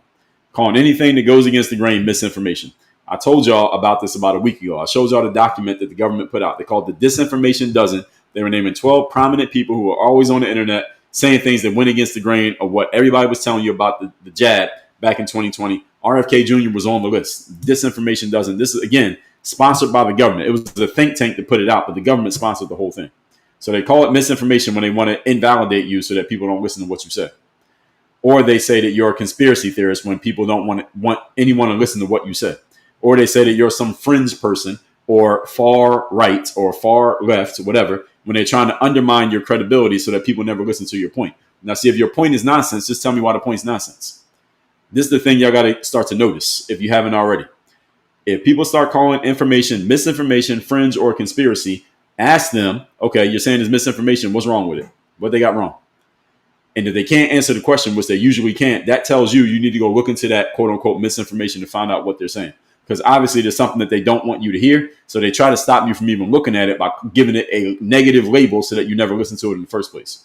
Or they're called a person a conspiracy theorist. So any conspiracy theorist. So anything that person says, you never even consider because it must be wrong because they're obviously a conspiracy theorist. That's nonsense. That is the very sign that you need to go look into everything that person's saying. As soon as they call them that, you need to go look into everything they're talking about. Because clearly they're saying something that the establishment doesn't want you to hear. This is the game that y'all got to play now. We didn't used to have to do this, but now we got to do it. Now, despite this overwhelming pressure and cross-party attacks, RFK did hold his ground through the hearing. I didn't even get to hear it all yet, but I will listen to the rest of it. And they're saying he should resign. Of course, he's not going to resign. That's not going to happen. That's all political theater. Now, members of the Senate, including Democrats, are, of course, Democrats. They're supposed to do this. They're demanding that he resign. They say he has reckless disregard for science and potential threat to national health. This is nonsense. Now, let me explain to you I already kind of touched on this, but let me explain to you. This will be my last point. I'm going to take a bathroom break, then we're going to get to the comments. Why these people on these committees are saying that he's being reckless with health, because you may be asking yourself, well, Dre, these people don't work in pharmaceuticals. They're not making any money off the medications being sold. Why would they have anything to do with RF? Because you said people, and this is you talking to me, you said people get mad at RFK because he's threatening the money, but these people are politicians. They're not making money from it. So why would they have a problem with it? Well, here's the reason. Because lobbyists. Those who don't know what a lobbyist is, I'm going to make it a very simple example. A lobbyist, let's say I work for Nestle, the candy company. I make candy bars, candy, et cetera, et cetera. I want there to be sugar in everything because we make our money off selling that sugar. RFK comes into the DC, into Trump's administration. He says, we're not going to allow people to buy sugary stuff with food stamps. Now, I understand as a lobbyist working for Nestle, a lot of our money, a lot of our revenue comes from selling stuff to people with food stamps, because we know that the lower socioeconomic level of a person, the more junk food they consume. Why? Because that's what they can afford. That's why junk food is cheap. And the more wholesome stuff, the stuff you buy at Whole Foods or at your local farmer's market, is more expensive. People who don't have money can't afford to buy that stuff. So they're going to buy the junk. We sell a lot of junk to a lot of people who probably shouldn't be putting that junk in their bodies, but that's part of our business. I'm a lobbyist. I want to make sure we can sell as much junk as possible to as many people as possible. So when RFK comes in and says, we're not going to let people use food stamps to buy that junk, I'm looking at that like, damn, he's about to hit like 30% of our income. I can't let that happen. Because if he hits 30% of our income and we can't sell our junk to people with food stamps, well, a lot of people are going to lose their jobs, including me. My job is to go to DC, and I got to build relationships and connections and use whatever money I have access to try to get the senators, these people on these committees, to not let people like RFK do what he's claiming he's going to do. That's the game. So I use my power, my connections, my resources to build relationships with Tammy Baldwin and Bernie Sanders and Raphael Warnock and Maggie Hassan and all these other people. I want to build relationships with them so that when they go on Capitol Hill and do these hearings with RFK Jr., they're spouting the things that I want them to say. Not me saying it. They're going to say it on my behalf because I have them kind of sort of in my pocket, because I'm putting money in. I'm putting money into their favorite charities. Everybody get what I'm saying here? I'm putting money into their favorite charities. I'm donating money to a cause that they care about. I'm going to do something to where I'm financially supporting something that they care about. I can't put money directly in their pocket because that would be a crime. Can't do that. But I'm going to do something where I'm supporting them to where they know that I have them as a, what's the word I'm looking for? I have them as someone supporting me, for lack of a better term. Words escaping me. I have them as an advocate. That's the word. And now they're going to go attack dog RFK, not necessarily on the points of what they're saying, but they got to come up with something that sounds right, like they're working for the people, when what they're really doing is working for me. And this is one of the reasons why, if you listen to anybody who talks about DC and the way DC is set up, and Donald Trump, when he said drain the swamp, he's talking about shit like what I just described to you. That's the swamp. The swamp is all these politicians are all in one place. Because see, if I'm a lobbyist working for Nestle and I want to get all the senators and all the Congress people working on behalf of Nestle, i.e., allow us to sell as much sugary junk and chemically processed food as possible. I want them to let us do that, even though it's hurting the everyday person. If I want them to let us do that, what's the easiest way for me to do it? It's for me to have all of these people in the same place at the same time, and I can spend one day and I can shake hands with 100 of them, and I can lobby to get all of them to do what I want them to do. I can do it all in one spot. What's that one spot? That one spot is called Washington, District of Columbia. Now, will make my job much, much, much harder. You know, it'll make my job a lot harder. Well, make my job, because if I do it in DC, I can meet with 10 of them at the same time. I can meet with 5 of them at the same time. I can take 6 of them to dinner, and I give all of them what they want because I got enough money in my spend account to do it, because they're all in one place. I could just catch them all at once. Now, you know what make my job a lot harder is if all of these senators and representatives were all actually in the states that they're allegedly representing. Because now I got to go to 50 different states. I got to have 1,000 different meetings with a whole bunch of different people, one at a time. It'd be a lot harder for me to lobby if I had to go to every single state and talk to every single person individually. Basically, there would be no such thing as lobbying if I had to do that. Y'all understand the game? So when Donald Trump came in 2016 and said, I'm going to drain the swamp, one of the things that he was threatening was stuff like this. And here we are 10 years later, the swamp still exists. This is the point. All right, this is why you don't trust the government, because this kind of stuff is happening behind the scenes, and you're not going to hear any politician ever talk about this. Well, you'll hear Trump talk about it, but does he count as a politician? Not really. Y'all get the game? And I'm just touching this on the surface. There's a whole lot more to this. There's entire books written on this shit. All that being said, folks, I do need to take a restroom break because I talked damn near the whole 2 hours. Let me take a quick restroom break. Then we're going to get into the comment sections. So question is, Traveler said, how do we get rid of lobbyists? Well, you don't. That's the whole point. You don't get rid of them. That's why they still exist. You can't get rid of them as long as DC is designed the way DC is designed. And if you come around like Donald Trump talking about we're going to get rid of lobbyists and we're going to make all the DC people, you can't live in DC. You're not going to do all your work in DC. You actually have to live 90% of the time. You got to live where you in the state in which you currently represent people, or if you're going to be the 8th district representative from Texas, you got to actually live in the 8th district. You got to prove that you live there, and you got to prove that you're there 90% of the time. If you're a senator from Wisconsin, you got to actually live in Wisconsin. You got to prove that 90% of your time is spent living in Wisconsin. You got to do that with every state, every representative, every senator. The swamp will be completely drained. The problem is they are not going to sit there and let you do that. And if you want to know what happens if you try to threaten that, go watch that video. Everything is a rich man's trick, and see what they did to John F. Kennedy when he started threatening that. All right, that was 60 years ago. Imagine what they do to you today. All that being said, folks, let me take a restroom break, and then we'll get to the comments. You're right.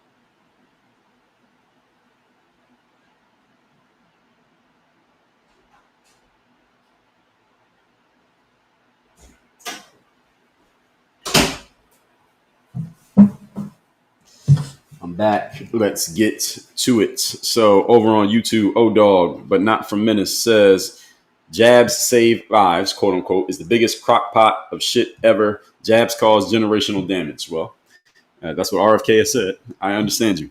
He said we need to ask if they lied about the jab, what other viruses they lied about in order to push through a jab or medication. I would say a whole bunch of them. I would say the majority of them. That's what I would say, the majority of them. Why? Because there's a lot of money to be made, folks. Now, you introduce money into a situation, it changes everything. That's generally how it works. You introduce money into a situation, it changes everything. So I'm going to get to the comments here, folks. We're at 160,000 likes. Thank you, everybody who's been liking the live. I got my soundboard ready. I'll explain the sounds as I need to because we already are overtime. I'm going to go overtime here today. We will go overtime. So those of you who can stay. If you can't stay, I understand. But we will go over past 10 o'clock today because I talked a lot this morning. But there's a lot that need to be said. Ashley said, CDC misunderstands what they originally started for. I agree with that.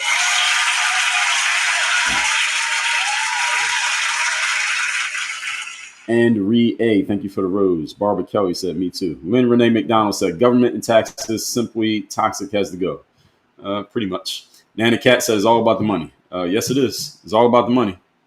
Danny said, I would use a midwife for delivery these days. Yes, my son was born at a home birth. It was a scheduled, planned home birth at home, literally, with a midwife, a doula, and the midwife bought an assistant. So it was those three women, the birthing person,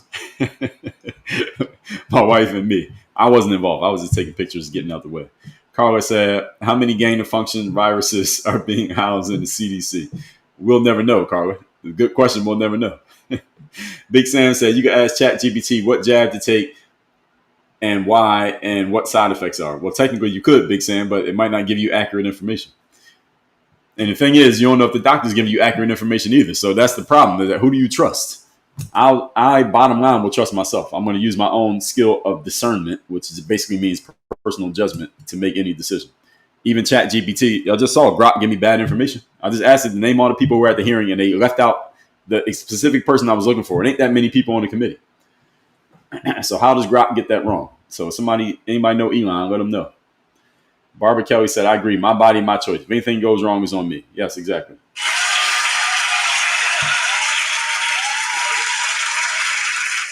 Asking OG says freedom. That's correct. I'm reading the comments from oldest to newest that I can see, by the way, folks. So I can't see every comment because the more of them come in, it doesn't let you see them all. So I'm just reading from where I can see. And I'm starting oldest and newest, so don't think I'm ignoring you. I'm just reading what I can see.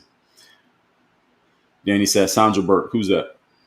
Original Skin said he should sink frogs, so he should look up what happened to Herman Cain. Yes, another example. I get it. Asking OG said Grok knows. Well, Grok knows sometimes. I saw Grok just got it wrong. Lynn simply said, the best life formula is working consciously with God. Okay, I'll agree to that.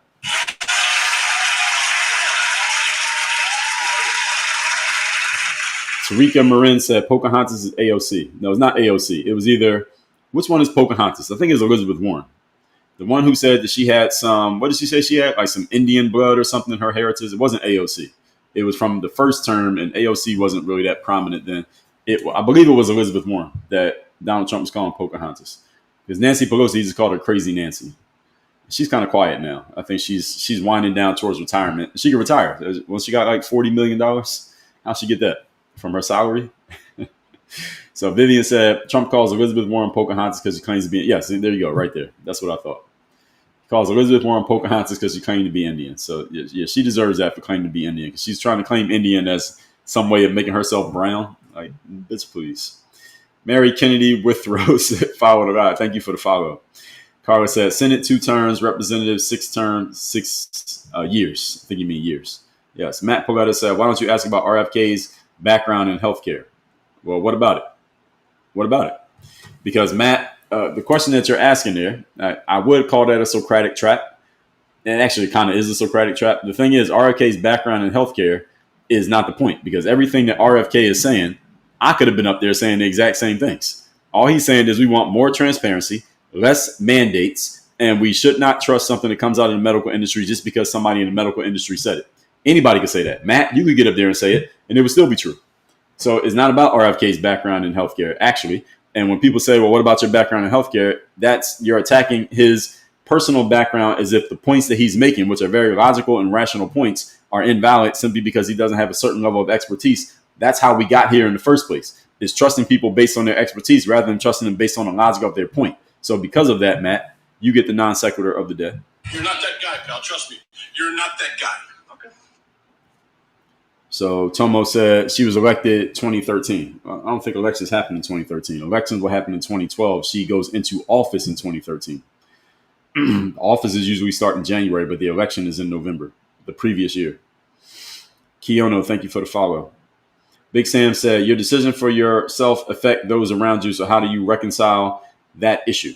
Well, that's life, Big Sam. That's how it works. I make a decision for myself. And yes, it may affect those around me. But in what way do you mean? You mean like, let's say I get a virus, right? And because I got the virus and because I didn't take the jab, which allegedly eradicates the virus, now you might get the virus because I didn't take the jab. Well, the issue is if the jab works the way it's supposed to work, then it doesn't matter if I had the virus, because the jab keeps you from getting the virus because you're immunized from the virus because you got the jab. So what are we saying here? I'll give you a chance to answer that. But what do you mean it affects those around me? How so? Big Tom Carter, thank you for the follow. Big Sam said, when it comes to jabs that help with transmission of diseases, then a general consensus by a governing body should be the one that makes the decision, unless you are going to isolate. Well, if the jab stops the transmission of a disease, then that means you getting the jab doesn't matter if I have it or not, because you can't get it because you got the jab already. So again, I'm asking you the same question. Ellen said Elizabeth Warren most definitely grew up. Yeah, she did, but she wasn't the one who I noticed. Who I noticed was Mrs. Maggie Hassan. That was the one where she was throwing stuff out there. And RFK's response, what really got my attention was RFK was pretty stoic throughout most of it. He was responding, but again, you know how these hearings are. They just they grill you and they throw their shit at you, and you got to sit there and take it. You can't really say anything back. But when she started talking, Mrs. Hassan, RFK got more animated. He was laughing. He was like, "Yo, you're just making things up. You're just saying things. You're just pulling things out of your ass." That was the only person he responded to in that way. That's why it caught my attention. All the rest of them, they just did the normal boilerplate politician thing, which RFK has seen a million times. Ellen said Elizabeth Warren was just nasty and wouldn't let him speak. Well, they all were like that. All the Democrats are like that. That's what they do, especially the females. The females do it more than the males, which is to be expected. Barbara Kelly said, check. Yes. Carla said, indoctrination in our education system has worked well to drown out liberty and freedom. And most importantly, Carla, is drowned out critical thinking and independent thinking. That's what it's done. User said, Chat G used to say Trump was never shot. Well, technically he was grazed. I don't know, does that count as being shot? So Teresa said, Elizabeth Warren was awful yesterday. Well, I've heard Elizabeth Warren in all the hearings, especially during the confirmation hearings in January. She does the same thing every time. So I don't see it as that outside of her normal behavior. That's what she normally does. PK Arnold McFry, thank you for the hat and mustache and for the gifts. Ashley said, Fauci lied and Trump believed what he was told. Well, that's a lot of people have come to that conclusion, and Trump didn't really have a choice with that breathing down his neck at the time. Mind you, he has a re-election coming up.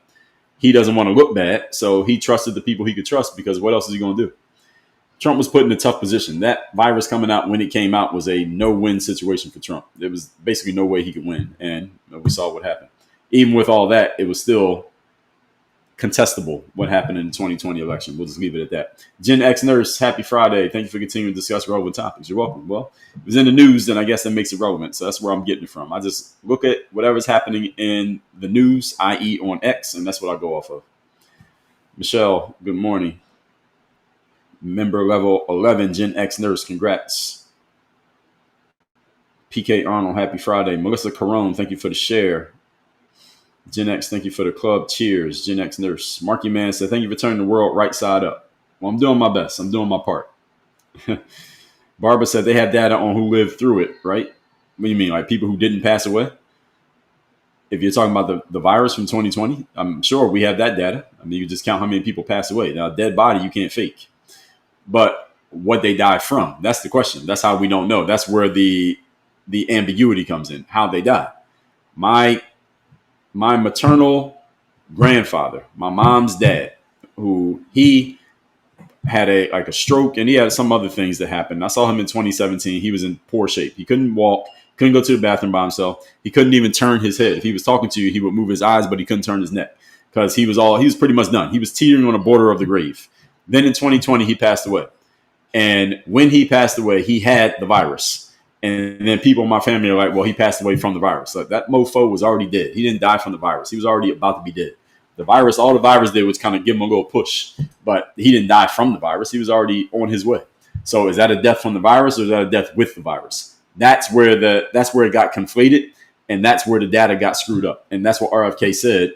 He alluded to that yesterday. He didn't get to say it in full throated the way I'm saying it right now, but that's what happened. And everybody knows that's what happened. Ashley Mack said, our government owns one of the patents to the jab. I'm sure that's true. User said, why did they suppress all the people that were harmed by the C vaccine? Because then people will have less trust in the next one. User simple. Very simple reason. And if I was in the government, I would do the same thing. I get it. Traditional. Thanks for keeping everybody up on these tapping the screen for the likes. We're at 174,000, folks. Let's keep it going. Let's get to 200K. I might go to 1030 today if these comments are good. Big Sam said, that's the only reason I didn't take the jab. Prior to Operation Warp Speed, they laughed at me. What's the reason? What's your reason for not taking it? Victoria McAdams said, yep, I wasn't interested in being in the test group. Yeah, well, the test group is everybody who took it. Everybody who took the jab, y'all are part of the test group, in case y'all didn't know. That was all a test because none of us knew exactly what the jab did. And it wasn't proven. And Big Sam said exactly why I did not take the jab. Yeah, well, I wasn't taking it no matter what. I don't care if the jab had been out for 50 years. I wasn't taking it. C-Line said, or lose your job. Yeah, see, that's another way they got a lot of people to take it. Is they got a lot of jobs said, if you don't take the jab, you can't come to work. Even in sports, there were teams that if you didn't take the jab, you couldn't work. You couldn't play. And I know a lot of people worked in the medical industry. If you didn't take the jab, you couldn't go to work. But there were other jobs that did the same thing, which I thought was nonsense. But when they hold it over your head like that and you need your job, you need your paycheck, what are you going to do? So they forced a lot of people into compliance who didn't want to comply, which is terrible. Gen X Nurse said the main hub that is claimed to vet, research, and reputable is NIH, is funded by the government. Well, yeah, exactly. And they're also funded by pharmaceutical companies, as are medical schools, by the way. Your favorite medical school is funded. They take a percentage of their money comes from pharmaceutical companies. Sherry said, our family didn't get the jab. Too many questions with shady answers. Yes, and still to this day, that's the situation. And it caused a lot of people to not trust anything coming out of the pharmaceutical industry, and it caused people to not trust the jabs. And here we are 5 years later, and that's still the case. And people are trying to pin this on RFK Jr. It's not on RFK Jr. It's on the way that jab was administered in 2020 and into 2021. And everything that got said about it by both the Republicans and the Democrats caused people to not trust the jab or any type of jab that comes out in the future. The very V word is stained right now for this entire generation. Any of us, as long as we're alive, we're not going to trust anything with the V word on it because of what happened in 2020. They're trying to make it seem like RFK is causing that. He's not causing it. He's fanning the flames, but he didn't cause it because he wasn't in charge in 2020. Whoever was in charge in 2020, they caused this. And until our whole generation dies out, people are not going to trust that V word. That's just what it is. And with good reason. So CJ Mack said, the worst is being told you'll be fired from your job if you don't get the jab. Yes, exactly. Big Sam said, if Chat GPT was around there and told me to take it, I would have taken it. Well, your body, your choice, Big Sam. Your body, your choice. Nana Cat says scare tactics. That's right. Realtor said these statements divided families. Yes, it did. It did. Families were destroyed. Correct. I agree with this.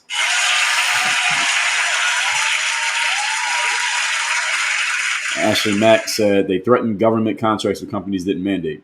Right. So that's another thing they did. They went to companies that take money from the government and companies that get government tax breaks like colleges. And they told them, if you want to keep getting these tax breaks or keep getting this money, you must mandate the jab at your entity, your institution. If you don't mandate the jab, we're going to stop the money train. And people said, well, we can't lose the money, so we got to mandate the jab. So a whole bunch of college students had to take the jab who didn't want to take the jab. You're 21 years old and perfectly healthy. Why are you taking the jab for something that you have a 99.9% chance of surviving, even if you get the virus? And we all had this information then, but you were forced to take the jab. Otherwise, you couldn't go to school. So what you going to do? Just sit at home and do nothing? For how long is this going to take? We don't know. So it was very screwed up. Let's just say that, for lack of I've talked about it already so much. Victoria McAdams says so much fear mongering that they tried to use. Well, they didn't try. They did it successfully. They successfully did it. User said, my daughter's best friend went to work in New York as an RN. She swears people passed it shouldn't have. Oh, I'm sure. Carla said, had they released Carla Shanley, had they released the ingredients of the jab yet? They're never releasing the ingredients of the jab. And even if they did, Carla, most of the ingredients, none of us would know what the hell that stuff is. It'd be things that we can't even pronounce. Carrie said, prior to RFK to stand up to the senators. Well, he didn't have a choice. He had to show up to the hearing. Sherry said, medication is a Band-Aid. Yes, it is. Most people don't see it that way because the medication gives them a get out of jail free card. They can solve a problem without having to do any work, which is it. That doesn't make any sense. No such thing as solving a problem without effort. Medication makes people think that that's what they can do, but it costs. There's a cost on the other end of it. Barbara said they sold me on the existing illnesses and seeing folks pass away in the streets and emergency wards. Yeah, well, they use fear. That's what they did. That's called the appeal to emotion. They use your emotion of fear to get you to do something that logically you wouldn't have done. Nana said no one passed away at home from the virus. They were all on vents in the hospital. Directionally, I get what you're saying. Ashley said, bingo, the pharma cartel. Yes, it's a big cartel.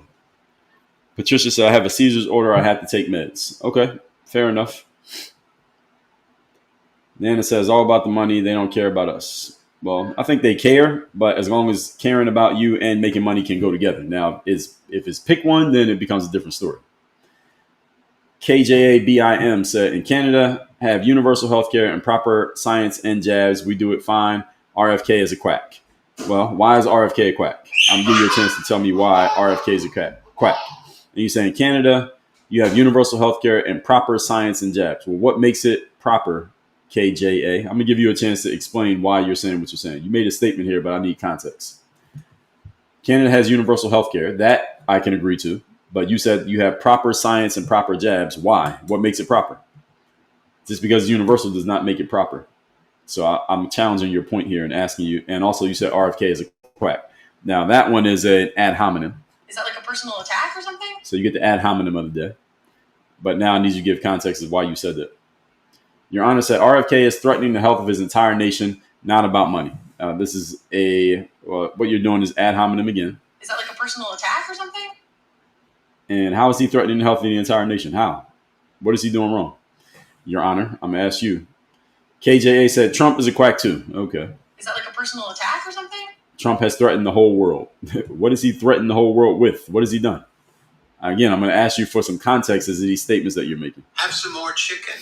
Have some more pie. It doesn't matter if it's boiled or fried. Nana Cat said they were offering French fries and shit like that to get it. Yes. So I saw here in Miami, there was a bar, a popular bar that obviously they couldn't have any people come to their bar during this time. They offered a free beer and maybe like a sandwich or something if you came and got the jab. So anybody gets the jab on this Saturday, you get a free beer. Then I have a friend who's a teacher, and she posted on her Instagram, I saw this, that they're giving away free slices of pizza to people who come get the jab on Thursday. And I got a comment on her post, which she didn't respond to it. I said, y'all asking people to gamble with their lives for a slice of pizza? What the hell? Like, what are you doing? I made a joke about it. I made light of it, but I know she probably didn't take that as funny. But it was funny to me. And they were having people gamble with their lives for a beer and a slice of pizza, which is ridiculous. If it's saving your life, why do you got to give me something free to get me to do it? Because by that point, we all knew it was bullshit. But they were getting people to come get the jab in exchange for some free pizza or beer. I hope the only people who went and got that free pizza or beer were people who already had the jab. They were just getting it again in exchange for the free pizza. But that was crazy. Barbara Kelly said health was not a campaign issue until after he was elected. After he was elected, folks are aware. Well, yeah, you can't campaign on health because not enough people care. Sherry said, it's disgusting and sad the amount of children on prescriptions. Yes, it is. I agree. Nana said Clinton was running against John John. Who's John John? User said Trump reminds me of JFK. Well, they almost tried to do to him what happened to JFK. That I can say. Nana said, truce. Thank you so much. You're welcome. Thank you for the share. Nana Cat, yes, all about the money. Carol said, looked it up and we'll listen to that video. Yes, it's called Everything is a Rich Man's Trick. Y'all want to know what happened to JFK, or at least one version, one story of what happened to him. It's a very deep story, and there's some names in there mentioned that connect some dots to people you still know about to this day. Lisa, thank you for the share. Lisa Scott Urban. PK Arnold said, I appreciate your logical, no BS views, Dre. Much respect. Appreciate you, PK Arnold. Thank you. Birdo G762 said, what do you think about the list? The Epstein list? So somebody's going to bring that up. It's the first time. You're the first one to bring it up today. I just talked about it yesterday, Birdo. Look at my replay on my YouTube channel. Links in my profile. Nelson Caraballo, thank you for the share. Patricia, thank you for the share. I lost my spot in the comments. Where was I?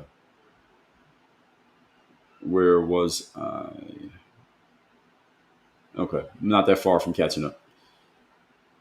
Ellen, thank you. One Traveler for Life said, how do we get rid of lobbyists? Oh, yeah, I already answered that. You got to send everybody back to their actual state and make them live there, and they can't live in D.C. That would end all of it. But again, Donald Trump threatened to do that, or he didn't threaten, he alluded towards it. And he got some phone calls from the people in suits whose names you don't know, and they let him know, hey, you might want to pump your brakes on that one. If you want to live, you might want to pump your brakes on that one. G Black, thank you for the rose. 50 roses. Ashley Mack said, gain of function labs all over the U country. Fair enough. User said, my doctor told my entire family not to take the jab. Well, good for him. And the doctors who came out publicly saying that got basically their entire career stripped from out underneath their feet. Texas Queen, thank you for the rose. Traditional said, let's see if we get to 200. We're at 184,000, folks. Can we get to 200,000 likes today? Elizabeth Warren. Mufro asked me about LLMs. You talking about the AI things? Language learning models? Yes, I know what they are. I'm not going to do a whole live on it, but I know what they are. Yes, it was Elizabeth Warren. Yes, it was the Pocahontas. Yeah, so a bunch of you know. That's what I thought. I thought it was Warren. Michael Horst, thank you for the follow. I want to say Elizabeth Warren's Pocahontas says she was Indian in order to get into college. Oh, is that why she did it? Carla said doctors receive financial incentives to give the jabs. Oh, of course they did. And hospitals receive financial incentives to note that somebody passed away from the jab. So that's the whole thing. Chubby said, do you really believe a U.S. representative would throw fellow citizens under the bus just for money? Are you joking? Have some more chicken. Have some more pie. It doesn't matter if it's boiled or fried. So, Chubby, to answer your question in context, would they do it directly? Like, let me just throw this citizen under the bus to get some money? No. But what they would do is something that better serves them, and it doesn't necessarily help the people, but they would frame it as if it is helping the people when it's really not. So they would do it in an indirect way. Not in a direct way, but in an indirect way, yes, they would. And they do it all the time, Chubby. That's the whole point. Now, they're not going to tell you that they're doing it. That's why you got to dig deeper into the things that they're saying. And you really got to parse the language that they use, because these people can get very tricky with the language, especially those of them with law degrees, which a lot of them have. You got a law degree, you get pretty good at putting words together. So that's why you got to be able to parse through the bullshit that they're saying, because they'll tell you things that sound great, but if you dig into it, you'll notice it's a bunch of nonsense. Christy208, thank you for the follow. QVX said, nice goatee. Well, thank you. I don't think I ever got that compliment. Thank you. Nana said, the bullet made contact. Yes. I mean, there's always going to be debate about that. I get it. Big Sam said he could have won had he listened to info left for him and acted quickly. Who are you talking about? Karina, thank you for the chili. Christopher Barker said it was all about money. Well, everything's all about money.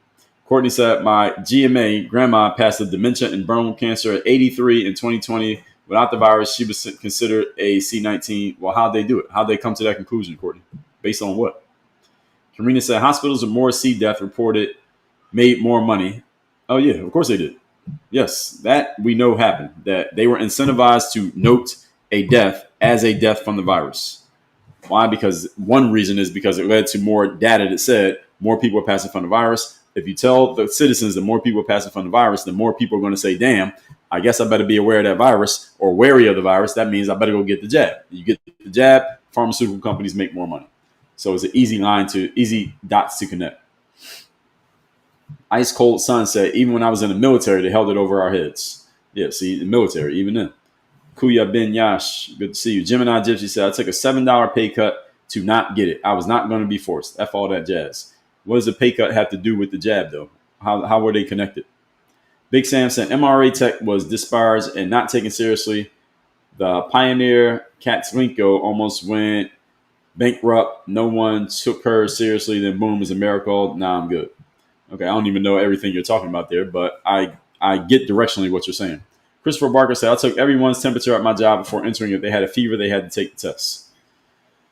Yeah, and I don't know if that's exact science, but I get what you're saying. I mean, if you had to do it, you had to do it.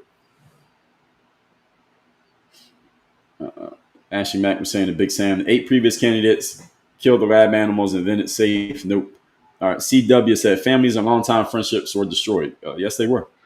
Carl said the entire virus showed tyranny at its finest. Thanks, Biden. Yes, and actually, I wouldn't even put it on Biden. I would put it on the medical experts because the presidents were trusting them. Trump trusted Fauci. Biden trusted Fauci. And then everybody was leaning on the CDC. They were the ones pretty much running it and putting everything out. And the president was just echoing whatever the CDC said. So I will put it on the president because they're the leader. And when you're the leader, everything falls on you regardless. And the CDC knew that. They knew that the president was just listening to whatever they said. So they were just telling him whatever they wanted to tell him. And the CDC, I don't trust. Richard said the jab is killing people now. It may be, but we're not going to find out about it from the mainstream news. Ashley said SV40 is one ingredient known to cause cancer, hence turbo cancers. Okay. You're getting very inside baseball for me there. Gemini Gypsy said most people don't even read the inserts. Many of these have black box label warnings. Well, people don't read, period. Gemini Gypsy, you're right. Andy F said, I didn't believe the bullshit BS, so I didn't get the jab. Then they say I had it with no symptoms, more BS. Yeah, so then it was the asymptomatic virus. Yeah, I have it, but I don't have any symptoms. So then you still can't come to work and you can't play in basketball games for 10 days. And it didn't make any sense. I never took the test except when I had to get on a plane once. I was going overseas, and you had to have a test in order to get on the plane. And I had to pay like $250 at the airport to take the test. More scam. Richard Ferry says, I lost my spot. The makers of the jabs can't be held responsible for ill effects, which is ridiculous. Yes, that's what made that. That's another thing that made it crazy is that you can't sue the jab company if you have an ill effect from the jab. A lot of people don't know that, but they took the jab anyway. Carl said, get the jab to be healthy, and we'll give you a Krispy Kreme donuts. How is that healthy? Yeah, or a slice of pizza or a beer. None of those are healthy. Jimmy said, all the healthy stuff for a jab, call the herd. That's pretty much. Big Sam said, in New York, they're paying $100 to take the jab, fries and a burger from Shake Shack. I believe it. I believe it. They were doing it everywhere. They were just coming up with incentives to get people to take the jab. And there are people who I know personally who were gathering people to do it, to get the free stuff, like a burger or a slice of fucking pizza, in order to take a jab. And I'm like, you really are going to co-sign that? But this was a mass psychosis is what happened in 2020. Moving forward, it was a mass psychosis, a psyop. Leon Brown said, what was in the jab and why do you think they made people get the jab? What was in the jab? Who the hell knows, Leon? I cannot answer that question. I don't think anybody can answer that question. And number two, why do I think they made people get the jab? Because the companies that created the jab made money the more jabs that got administered. That we know to be true. They make their money by administering jabs. So the more people they get to take the jab, the more money they make. And then everybody else makes money.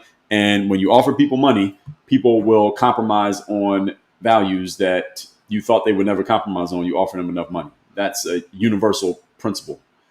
You bring money into any situation, you're going to see some strange things. That's just a universal human nature principle. Carl said John is JFK, John Kennedy Jr. Okay. I didn't know they called him John. Texas Queen Mom, thank you for the rose. Nathan Don, thank you for the share. Richard Ferry said, why do pharmaceutical companies get immunity for the jabs? Because if they get sued, they could lose all the money that they made. And as I mentioned, Richard, 40% of the money that flows to the United States of America total is from both over the table and under the table pharmaceuticals. So basically it keeps the whole country running, the pharmaceutical companies. So they're protected. That's why. Another reason why they hate RFK Jr. because he goes after them. And he's smart enough to catch them on some things. That's why they don't like him. Michelle said, I'm just saying, why do they need Trump to release a list? Their victims know who abused them, then drop them. They're not going to say anything. I talked about that yesterday.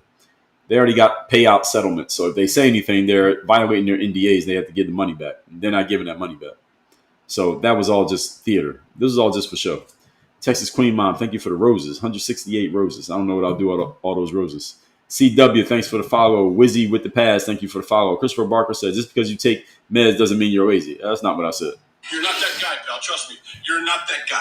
Okay. I didn't say that. What I said is most people don't think, they don't read, and they're lazy. So when you offer people a medication instead of offering them ways to fix the root cause, many people will take the medication because the medication seems like a get out of jail free card where you don't have to give any effort in order to solve the problem. Whereas fixing the root cause means you have to actually give effort to solve the problem. I'm saying that as a directional point. I'm not saying that every single person on meds is lazy. I know people who are on meds. I'm not saying that they're personally lazy. Some people are on meds because they actually don't have another choice or they truly believe they don't have another choice. But at the same time, the medical industry or the healthcare industry, allegedly healthcare industry, does not promote fixing root causes as opposed to how much they promote the meds. They promote the meds over the root cause because the meds make money and it makes the doctors and the nurses and the industry itself. Let me not say the nurses. Let me not put the nurses in this. It makes the doctors more relevant, so to speak, and the pharmaceuticals more relevant because they're positioning them as if you need them in order to be healthy and to live. Whereas if you fix the root cause, you will no longer need the doctor or the hospital or the pharmaceuticals. So they frame it as if this is going to save you, so you need this, when if they gave you the thing that will cause you to not need them anymore, it will make them less relevant, they will make less money. And that's what happens when you introduce money into a situation. You can corrupt people by introducing money, even if they are not corrupt people. So my batteries on some of my devices are going to die here in a minute, folks. So we're not going to go that much longer. We might go to 10:30, no further. We're at 10:23. Marky says, surprised no one mentioned your Trump tie. Is a red tie officially a Trump tie?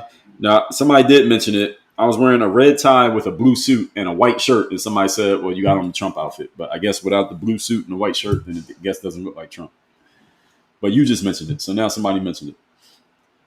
Kuya says some peeps took the jab and passed on. Oh, we know that happened. We know that's happened. We know that happened. Nathan said that's how they did it. Yes. Karina says she probably left her job and accepted another that didn't require a jab. Okay, I guess that makes sense. Richard said Fauci is a criminal for it. Well, he got pardoned by Joe Biden. That we know is true. Michelle said I missed the wedding because the bride wanted every guest to be tested. Oh, well, no thank you. Yeah, that's crazy. But it's her wedding, so I guess you got to take it. Christopher Barker said, like the virus, we don't know if the jab is. Yeah, we don't really know. But if once people take the jab, then they pass, and that's not normally happening, then you got to kind of draw conclusions based on whatever information you got. KB said, I got 2 friends that passed from the flu shot. Government paid them $800,000. He became parallels. That's crazy. Andrew says, sad to say, the only way to change things is make them see they can't get away with it. Yeah, but who's going to force it? Somebody in the government has to start. That's again. So when Trump came in there with that, this is what you get. How about No said clean ties the past few days? So my ties are clean every day. But I appreciate the compliment either way. Chris said NDAs can't be enforced to protect illegal behavior. Well, there is no illegal behavior. That's the problem. Christopher said, I didn't say you said I was implying that some people need it. Okay, fair enough. China H, exactly. Well, Christopher, I didn't give you a logical fallacy there. I was just clarifying, but I got you. Nana Cat said, then those meds create problems that need more meds, so on and so forth. Yes, that's generally what happens. That's the issue with the medical industry when it comes to pharmaceuticals, is that they get people on the pharmaceutical to the point that the person either feels or they literally cannot get off the pharmaceutical. Then they're stuck on the pharmaceutical, and now your insurance or you got to pay for it for the rest of your life. And if I'm the pharmaceutical company, I love it because now I got a recurring customer. I got you paying to literally live. I got you paying for your life. I love it if I'm in the pharmaceutical industry. Just have a recurring payment customer forever. Why not? Why not? XTR said Bill Gates' involvement in all this would be a good topic of conversation. Well, it would be. And we'll see. Maybe one day. Nathan said power tie. Thank you. Teresa, thanks for the follow. Richard said the jab is about population control. I've heard some people say that. Texas said one med is advantage, then it creates other issues, and you have to have more meds. Yes, that's it. And then they get you on, if you're on 3 or 4 medications, you got to pay for all of them, or your insurance has to pay for them. If I'm the salesperson, I love you because I know I'm getting my money from you, because if you stop taking one of those meds, you're going to die. So you're going to keep taking them. So that means I'm getting money from you every month, guaranteed.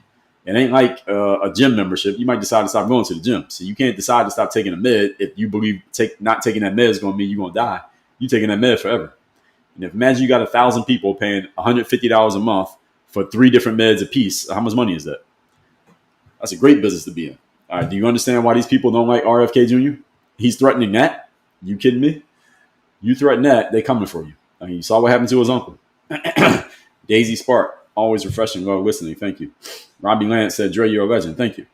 Marky said, have a great weekend, everyone. Okay, so let me tell you all what we are doing right now. So a couple things. Here's one that y'all don't know about. All right, here, let me tell y'all something y'all don't know about. Especially those of you on TikTok, those of you who haven't been following me for a long time. You only have known about me within the last year or so. What you don't know is that I had, and I will have again, a text message line where I send out a motivational text every single day and every single week. I have a motivational one called the Daily Motivation, which literally is every day. And I have one called the Monday Motivation, which is once a week. I have a text message line. It is free to get in my text message line. Right now, we are talking to the company because we stopped sending it because the numbers just weren't looking right because we had to pay to send these messages. But we've been talking to them, trying to get it back working the right way. Here's where we are. Okay. And my phone just rang. I just took my phone off Do Not Disturb. And as soon as I did that, the phone rang. Sorry about that. Can everybody still hear me? So get on my text line for free. Let's get in my text line for free. Can y'all hear me on TikTok? Just put a yes, you can hear me. Okay. Y'all can still hear me. Text me at this number, 305-384-6894. Somebody put that in the comments and pin it, please. The number is 305-384-6894. That is my text message number. I'm going to put it in the comments on here. What's that? 305-384-6894. That is how you get into my text message line. 305-384-6894. Yes, Christopher Barker. That's the number. Somebody pin that comment. I don't think I can pin it. Can I pin this? Let me see. Can I pin it? Yeah, I did pin it. 305-384-6894. Send a text to that number. You'll be in my texting community. Now, right now, I cannot send a text back to you yet because we're still getting there's a whole stuff you got to go through to make sure the number is active, and you got to go through like this government agencies and all this stuff. Send a text to that number. You'll be in my text community. Yes, I'm in Miami. I'm based in Miami. 305-384-6894. But that's not the reason why I got that number. But I mean, that doesn't prove that I'm in Miami, because you can get any number. I get a 702 number. I get a 917 number. I get a 215 number. I get any number I want. So when you sign up, you get to choose your number. But I chose that number because I'm based in Miami. 305-384-6894. Send a text to that number. You'll be in my texting community. I am guessing today's Friday, so they say it takes a couple days to get the app stuff set up, all the back end stuff, the nerd stuff that I can't explain to you all, the coding of it. I'm guessing probably by the middle of next week, this should be active again, and I'll be sending texts out again. We got 2 texts. We got the Monday motivation, which I send out for free to everybody in my text community. We got a daily motivation, which I'm probably going to have that one for like $5 a month. But I haven't put any of this out yet. I'm just giving people the number right now. 305-384-6894. You'll be in my texting community. When I start sending texts again, maybe I'll be able to do it by the end of the day today, but I can't send one right now. So as you see, if you look on the screen right now, it says outbound messages disabled. Due to carrier mandates, all outbound messaging, including automated messages, is disabled until your account is approved by TCR. TCR is called the Campaign Registry. These are the people that basically co-sign that you are allowed to send text messages like in mass, like mass text messages. You have to be approved by the TCR in order to send messages. I haven't been approved yet, so I can't send messages yet, but I can receive messages. So I'm looking at my messages right now on here. I see Robbie Mullins just text me. Karina Sinclair text me. Carla Lampton text me. So I can see y'all text me. You see that right there? I can see that you text me. I just can't write you back. So I can't say anything back yet because I can't send messages. But as soon as this starts working again, I'm going to be sending my text again. And I'm going to be sending everybody a message and say, hey, if you want the daily motivation, you can sign up here. If you don't want it, it's cool. It's free to be in my texting community. So all you just text me is completely free to be in my community. And if you want the daily motivation, it's going to be $5 a month. I'm going to put out a page where you can sign up, and then you'll be in there. You'll get the daily every day, or you can just get the Monday, which is every Monday. So that's coming soon. Okay, so everybody stay tuned for that. It's coming soon. We will have that active probably into next week. I've been texting these folks because we pay to send these, but this is marketing for me. So marketing is an investment we make in business. They're taking all along. We're already on the 5th of September, and I can't even use it yet. So they got to prorate me for what they're going to charge me for sending this shit. But that's a whole different situation y'all ain't got to worry about. Now, while we're here, let me tell y'all a couple more things before my batteries die. ThirdDayBook.com. Get this book for free. All you have to do is go to ThirdDayBook.com. This book is all about how you show up and give your best effort when you least feel like it. This book is my most popular book with professional organizations, business professionals, entrepreneurs, people who have to show up every day and work, which might be a lot of you. ThirdDayBook.com. The book's free. Just cover the shipping. We'll send you a free copy of this book, the physical book. Not a digital book, the physical book. We also have audio. We got digital too. So if you like audio books, we got that as well. Just go to that link. Mirrorofmotivation.com. The self-guide to self-discipline. This book is the mindset foundation. If you're more interested in mindset, this is the book. This book is all about how to be who you need to be so you can do what you need to do, have what you want to have. That is the process for achievement in life. Being, doing, having in that order. Mirrorofmotivation.com. Once again, the book is free. Just cover the shipping. And I'll give you one more. Those of you who are more sales or business focused, money focused, sales discipline system. This book is how you use the 8 key disciplines of top salespeople in any industry to say goodbye to up and down months and inconsistent habits. Go to salesdisciplinebook.com. Now, you might not remember any of those links that I just gave you. ThirdDayBook.com is this one. Mirrorofmotivation.com is this one. Sales Discipline Book is this one. Tarika said, what's the website for the bundle? Go to the link in my profile. Those of you on TikTok, go to the link in my profile. We have a page that is specifically designed with all of these links in it. So don't worry if you don't remember any of the links I just gave you. Just go to the link in my profile, which is workonyourgame.live. It takes you to this page right here. And it is me with a quick message on video. There you see me right there with another clean tie on, not the Trump tie. And you get on my email list, put your email address in right here. Get on my email list there. As I told you, you can get into my Circle group coaching program, $97 a month. You can browse our academy where we have our courses. If you want to work with me directly as a coach, or you want me to work with your team, we have links and information for that. And all the books and all that stuff, YouTube, Instagram, everything is in here. What's not in here is how to get on my text list and get in my text community. I'll be updating the page today to make sure that that number is in there so y'all can get in my text community. Number again is 305-384-6894. We did hit 200,000 likes here today. I'm at 11% battery, so we are going to wrap this up in a minute. You want to work with me directly inside of Work on Your Game University. That's my main work, is our university, our coaching programs, our consulting programs, our team business programs. That's Work on Your Game University. You can find more out about that right here on this page. That's the link on my profile. I've been talking for 2.5 hours. It doesn't feel like it. This is fun. So your audience, you all are great. I appreciate the feedback. I appreciate the engagement. We did 200,000 likes here today. It's one of the best days we've had in terms of the likes. I don't know if it's all time, but one of the best that we've had. I do these live streams Monday through Friday, 8 a.m. Eastern. So if you like this one, come back on Monday. We are probably going to talk about one thing I know we have on deck is the governor of Maryland, Wes Moore, trying to go against Trump. We may talk about that. That there's a bipartisan push for something I think we all will agree on is a law that would stop Congress people from investing in stocks. I think that would be fair. That is a news item that we may talk about next week. Then, of course, you have anything that might happen. Of course, Donald Trump might come in the news. And if Donald Trump comes in the news, then he goes to the front of the line. Why? Because everybody has an opinion on Donald Trump, and we're going to use him as long as he's around to be used. So shout out to Donald Trump for giving us content ideas and content material. So text me to get in my text community, number 305-384-6894. And again, I shout out a couple more people who joined into my text community. Robin Laredo, I see you join. So again, I can see you all's text messages right here. You see I'm scrolling through. These are all people who have texted me already, getting into the text community. So if you haven't joined, text me. As soon as I get this working again, I'm going to spend like an hour going through all these messages and writing people back. Because I do write people back. So if you text me, I will write you back. But I can't do it yet. I cannot send any messages right now until TCR. That's some government company that approves sending text. Until they approve me, I can't send text.